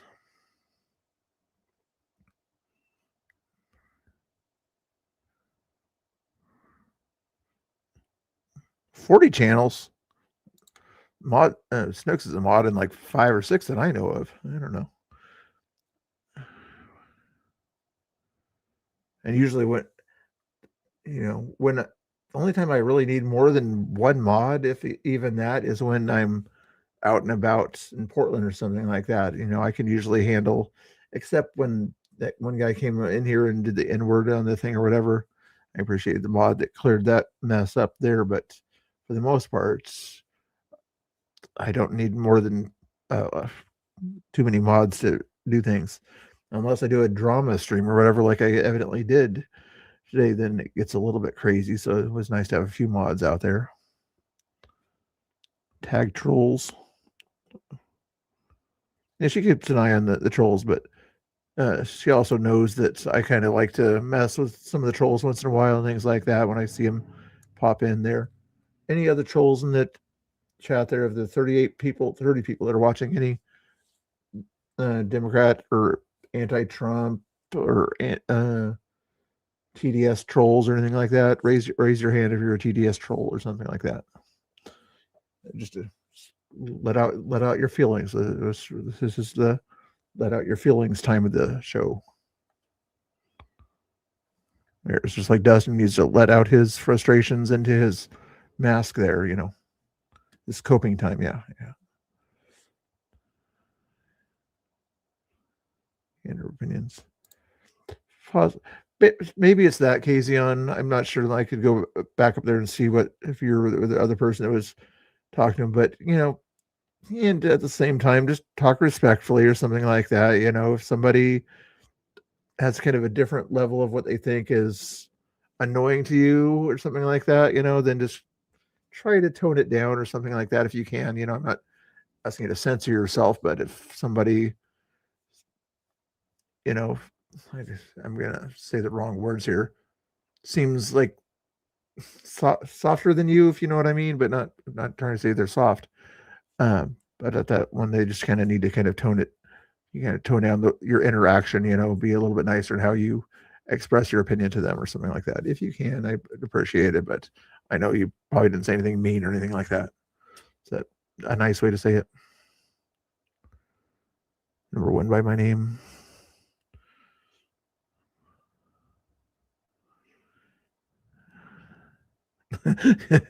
I figured, Snacks. I figured I didn't want to call you out, but at least one really big one and quite a few medium-sized ones or whatever. But anyway, you're number one, John Wolf. Okay, you're number one. I'm the number one dancer and the number one curb stomper in Portland. Okay. Are we done? 7 more minutes. I've been on here for 3 hours. We can try to do a 3-hour thing here. Let's go to a YouTube video. I think we got all our feelings out of our systems or something.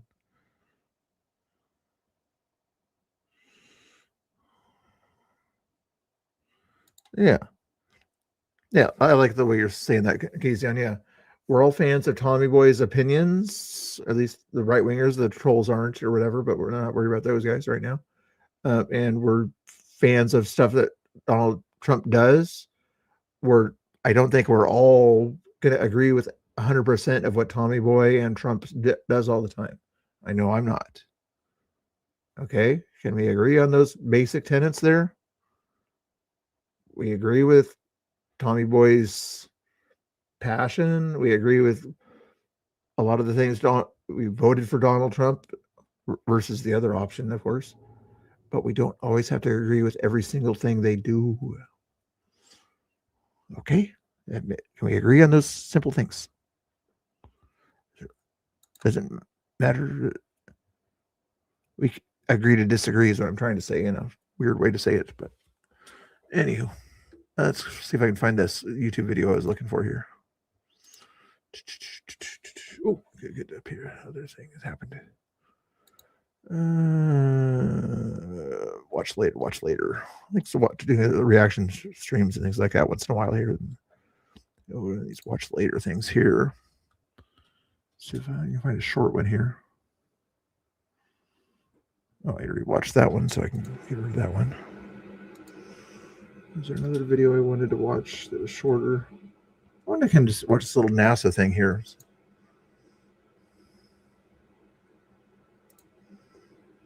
And we finally, years and years that it took to get to this point, and we finally crossed that milestone. All the work and the build-up getting the airplane to this point. It looks like a platypus, guys. Does that thing in the front, does it look like a platypus or a duck bill or something like that? It looks cool, but when I first saw it, I'm like, is that a duck plane or something? And then to see that take to the sky. Called X-59. Is it pretty fast or something? For the first time. So when it came to game day, I wasn't worried about anything because I knew the team had my back. It has the promise to be a historic milestone towards the next era of commercial aviation. I've worked with so many people for so long to make this happen, to actually see it take flight. What an experience. It's a tremendous accomplishment for all of us associated with X-59. What we're doing has impacts on the commercial aviation industry. Oh, start. Oh, well, I can't. Hell, I already put it on the screen once. Antifa did Jay's friend in the streets. That was insane. Antifa shot unalived Jay's friend. Well, Jay was his name, Jay Danielson, if that's what you're talking about. Yeah. There we go. Yeah. That was insane. Yep. That was crazy back in the day. Yeah. Okay. Was that before the stuff? That was before the stuff you just saw from BCB's wife and the other event there. I believe that was more 2020. Or was it? No, that was 2016. Was that 20? No, it was 2020, I think. Because it was right after a big car thing or something like that. So, yeah, I think that was 2020 and the the thing at the park was 2021. Anywho, at work there. Shot and Wolf, is that okay? Are you not mad at me anymore?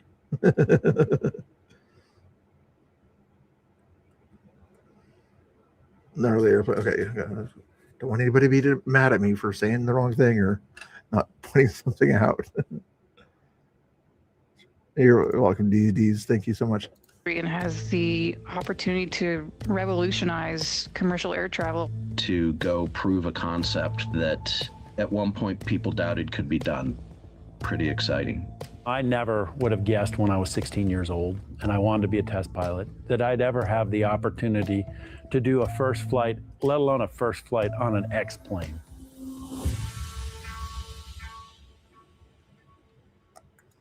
Tell me what's special about the X-plane. I mean, the X-planes are kind of like the NASA's fancy planes or something like that, but they're trying to break the certain barriers, Mach 5 or something like that. What's the...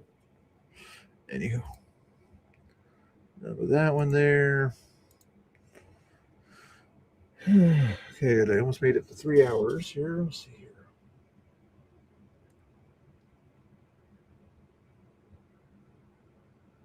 Let's watch more right side homeless situation. We already saw some of this already, so I'd rather watch this advertisement than some of the other advertisements they have on YouTube. But anyway, she did a live here the other day, Right Side Rebel. You guys already follow her probably already, but this is the video if you want to follow her page from this one here. You can do that. Did that work? Yeah, that should work. But we'll watch this here for you. So I am... Oh my God. I don't like... So they're just, all the homelessness are just getting arrested. Yeah, all they do is come down here and arrest you. They don't help out all, they just throw you guys in jail. They don't give you any resources, that's statistically. So who calls a right hook rebel? Somebody calls a right hook rebel out there. I don't know where that came from or something.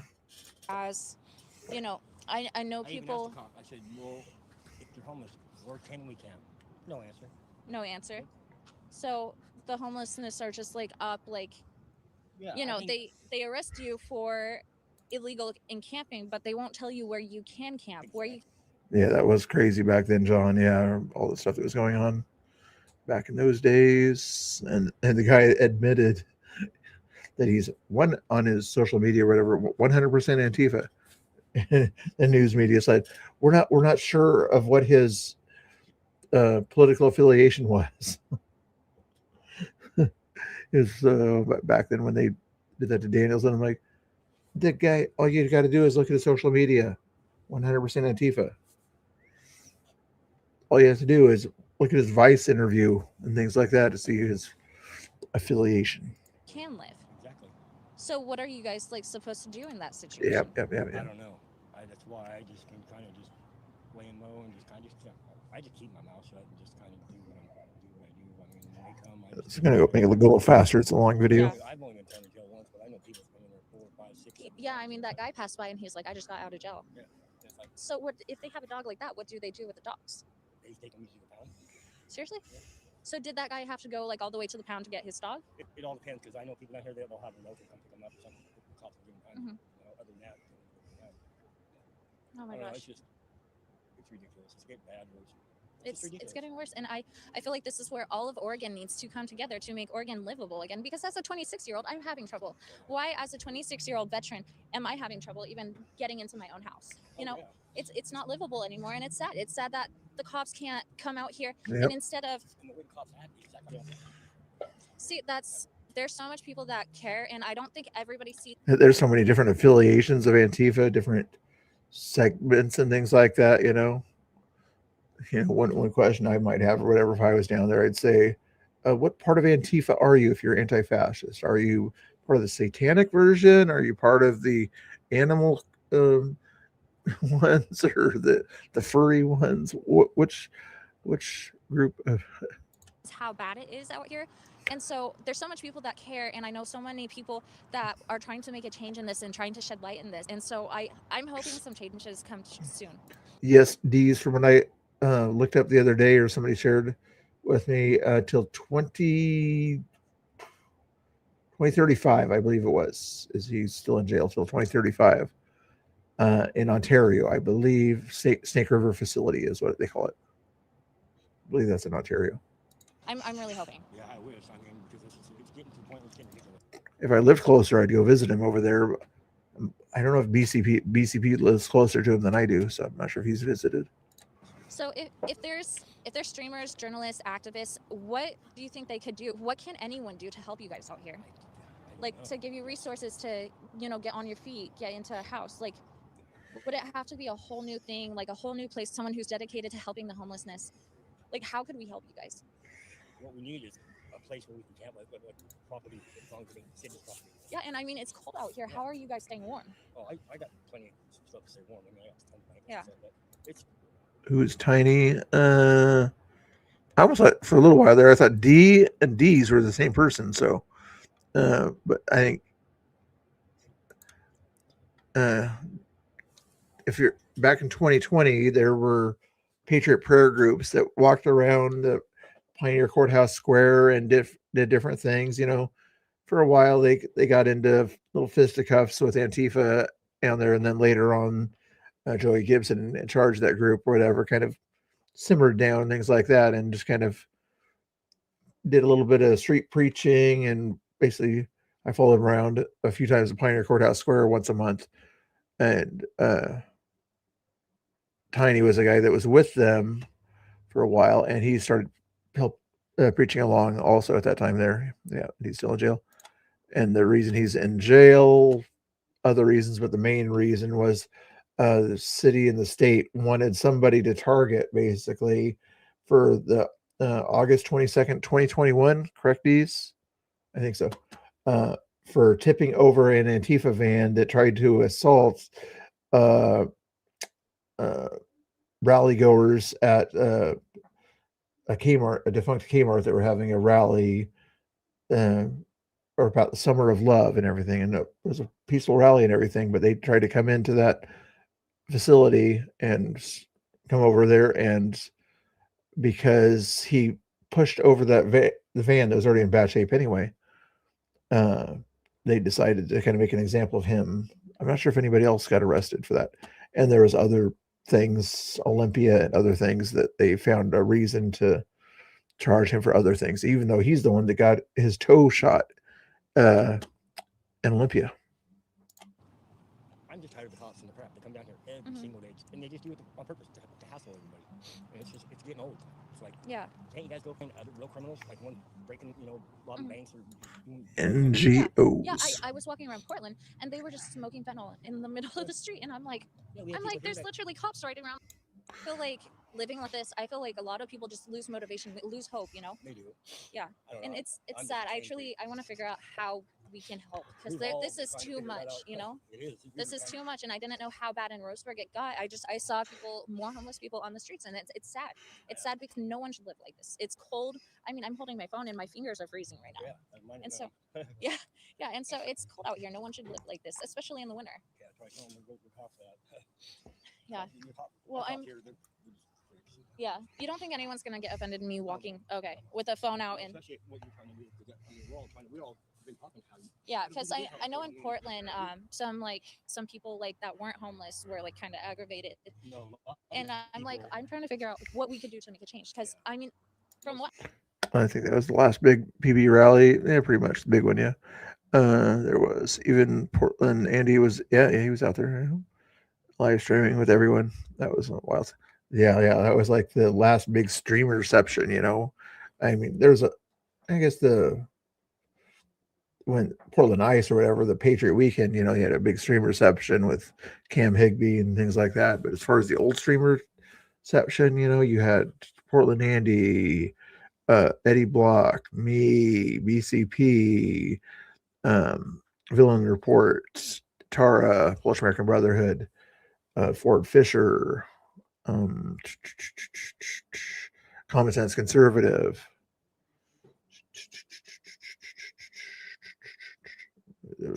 PB's had a guy. Somebody else, though. I can't remember all the names. I saw in Portland, homeless shelters aren't helping. Yeah, and so we have our home shelter stuff here. So. and I think that's where a lot of the frauds are. You know, either they're doing the bare minimum or they are. I can't remember either. I know what you're talking about, but I know that's where Alyssa got in trouble for attacking people. Just absolutely not helping. They're just keeping all that money they're getting out of taxpayer dollars. I mean, I'm 50 years old, but I had a backhoe caved in my hip last year, and I had 3 titanium rods, a 4-steel pin put in my. Yeah, he's probably leans left or whatever. I like the fact that he doesn't talk much on when there's activity going on. You know, he doesn't later on or whatever. He'll kind of do an analysis or whatever of his videos, but you know, at least he's not pretend media level leftist at that point there. At least not on his streams. So I can't work no more. I had to learn how to walk.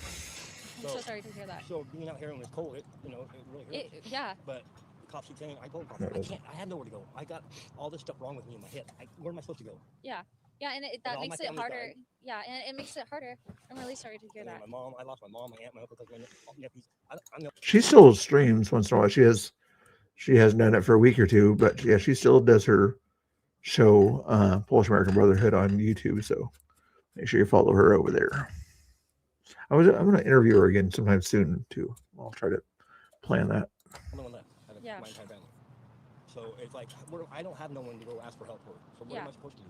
Yeah, and so it's completely unfair because I swear if I didn't have my family or my friends, you know, I'd probably be in the same situation probably. Yeah, you know, it's too hard for young adults to live in Oregon anymore. Yeah. And so I mean, I'm especially seeing people like my age who are just running around, you know.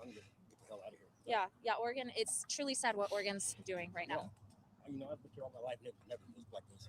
Yeah, I'm hoping that we could shed enough light on what's going on and how bad it's got that, you know, a whole group of people like start helping. I've been waiting for this game for so long. I'll choose Elf for a strong start. I enjoy. Yeah. So in the winter, do you think everybody here? Skip ahead here. Sorry? That's a big encampment. Look at quite a few tents there. Right along a trail where kids walk probably there too.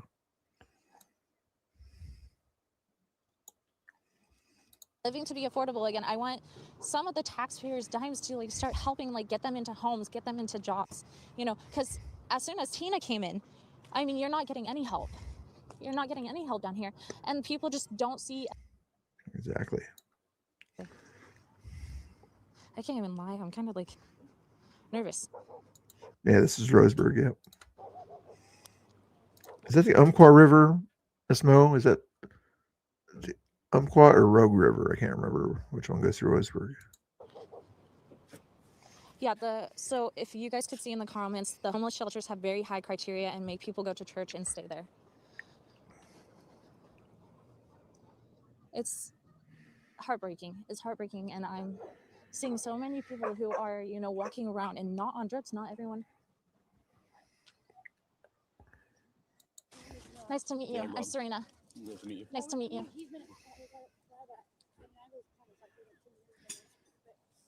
Yeah, 10, 12 years ago, it was not like this. You know, people were able to walk down here. Yeah, that's where she's at. Yeah.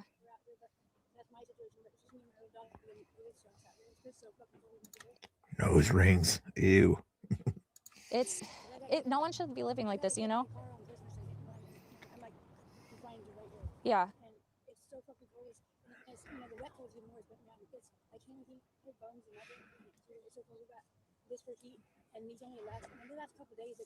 Yeah.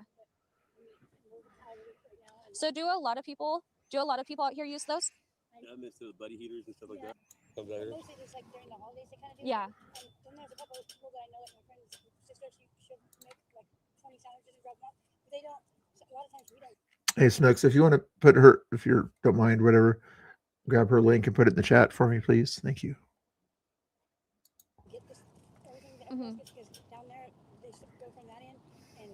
Oh, and they don't really reach the end? No, some people just go to the parking lot up there. Actually, it might work here if I do this.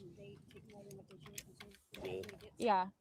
Yeah, I was kind of like, I was kind of nervous coming out here with my, Oh, because there I'm you on a go. live stream right now. So this is how like I show, you know, without, so people can't say, oh, you cut this video here, you cut this video here.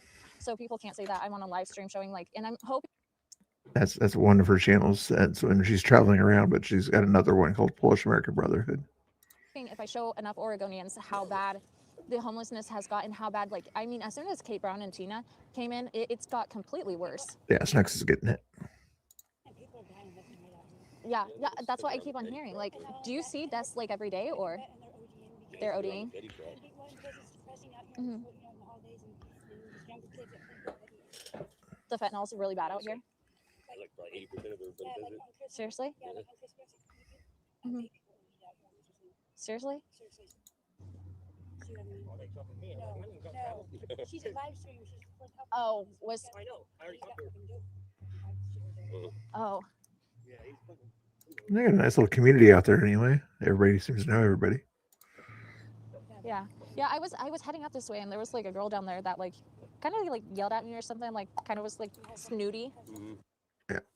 Not grifting, but just John Wolf reminded me of something there. There's a button down there. There's called a notification bell. You might see the notification bell. And there's different levels of notification. One is like all notifications, one some notifications. I suggest you hit the all notification bell for me and also Tara down there, wherever it's hiding there. Hopefully I put it into the right place. Not grifting. I don't know if she had a shopping cart. She was like pushed against like this way, like along this line. Some of them are out of their minds where you just don't pay no attention to it. Yeah.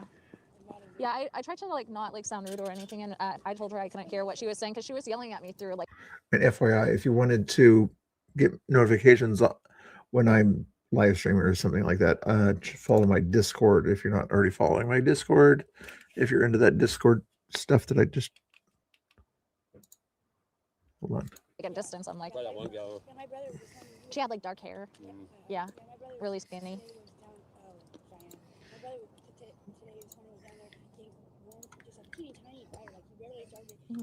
Hey, Free, how you doing?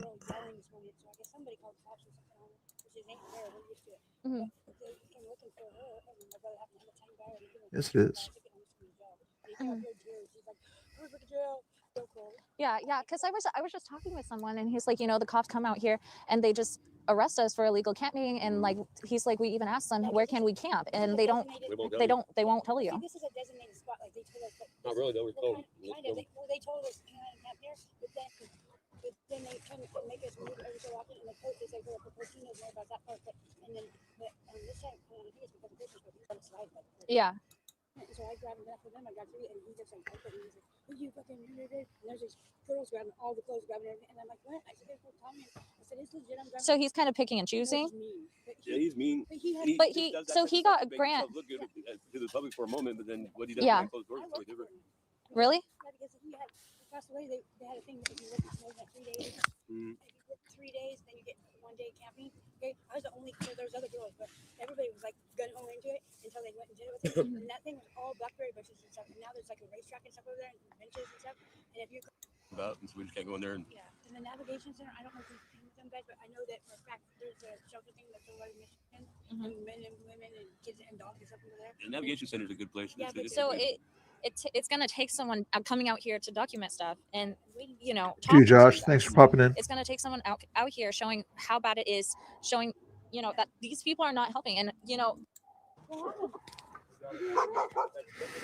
There's the dogs. Is there anything I could do to help? Oh, that's when that had the smoke situation. They got it? Okay. Yeah. We saw that. Yeah, there's an application problem. Hey, shut up. Who let the dogs out? We're on the same scale of Portland. We're just in a small. Saw And that. fentanyl's, from what I've heard, fentanyl has got bad. Truly is over here, and That's pretty much the end of it there. Let's see if there's anything more. people, you know, people are getting grants and they're not helping out here. People are not, you know, they're taking that grant money and they're pocketing a lot of it. They're not, you know, I've been out here for almost an hour now. I haven't seen anyone out here giving out anything, and I did not come out here prepared. I I want to see what all they feel like they need. And, you know, my hands are cold and shaking out here. So after talking with some people, this is not a Republican Democrat issue. This is a community. Like, if you guys think about it, our governor, Kate Brown, she did criminalize the drugs, but what we were made to believe that it was going to be a automatic go to rehab. That's what we were made to believe, you know? So that happened, and she didn't not enforce that. She didn't enforce that, didn't follow through with that. And so they got decriminalized. They got a slap on the wrist. And so now, even with Tina here, we are being used to scam. And Tina Kotex. I almost just ate crap. Don't tell me I don't have hand sanitizer. Oh, my keys.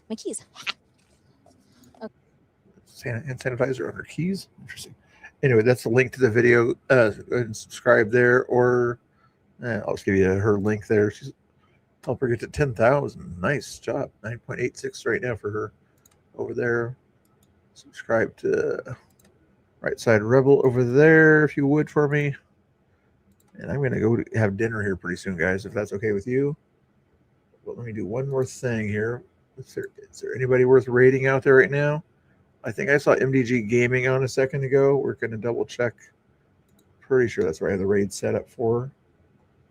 And a raid is where my viewers go to watch the other one. Hopefully it works. Somebody said it wasn't working too good the other day. So once I'm done here and in the stream, it should send you to MDG Gaming here. Let me double check if that's the best option for you. Not him, not there. Nobody else is really streaming live streams or anything like that. Yeah, MDG Gaming is the best option for you.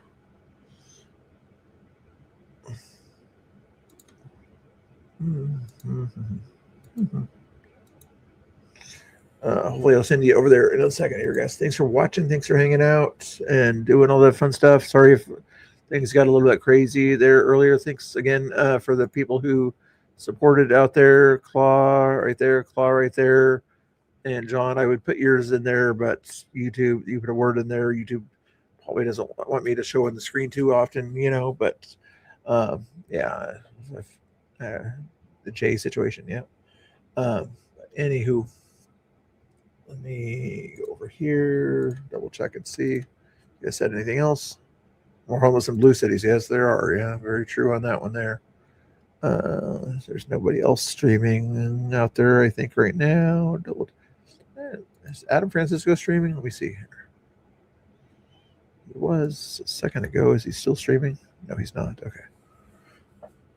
All right. We'll talk to you guys later, guys. I'll probably come back on and do a restream or a react stream later this evening. If you guys want to, make sure you hit the notification bell down there so you know I'm going live. You're welcome, Jethro. Thanks for all the cool chatters and the lurkers and even the trolls out there. Not this troll over here, you know.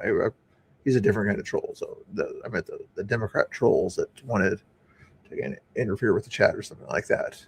And if you talk to clunkers or whatever out there and some other streamers, something like, tell them I'm sorry that I had to time them out for 24 hours. But, you know, just like when you go to a restaurant, you have to follow the rules of the restaurant. And so when you go to somebody's YouTube page, you got to follow the basic rules of the YouTube page, especially after they tell you to follow the rules. Simple to me, anyway.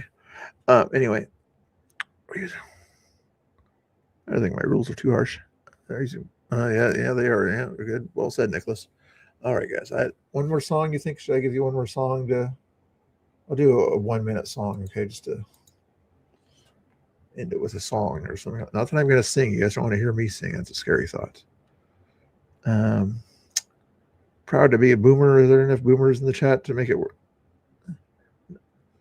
Let's do the Grift King or whatever. This one here. I'll try this song here. It's only 1 minute.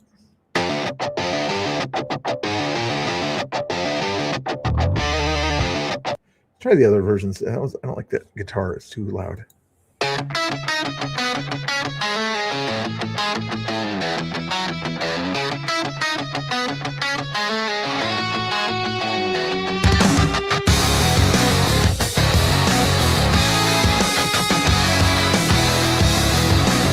That's loud.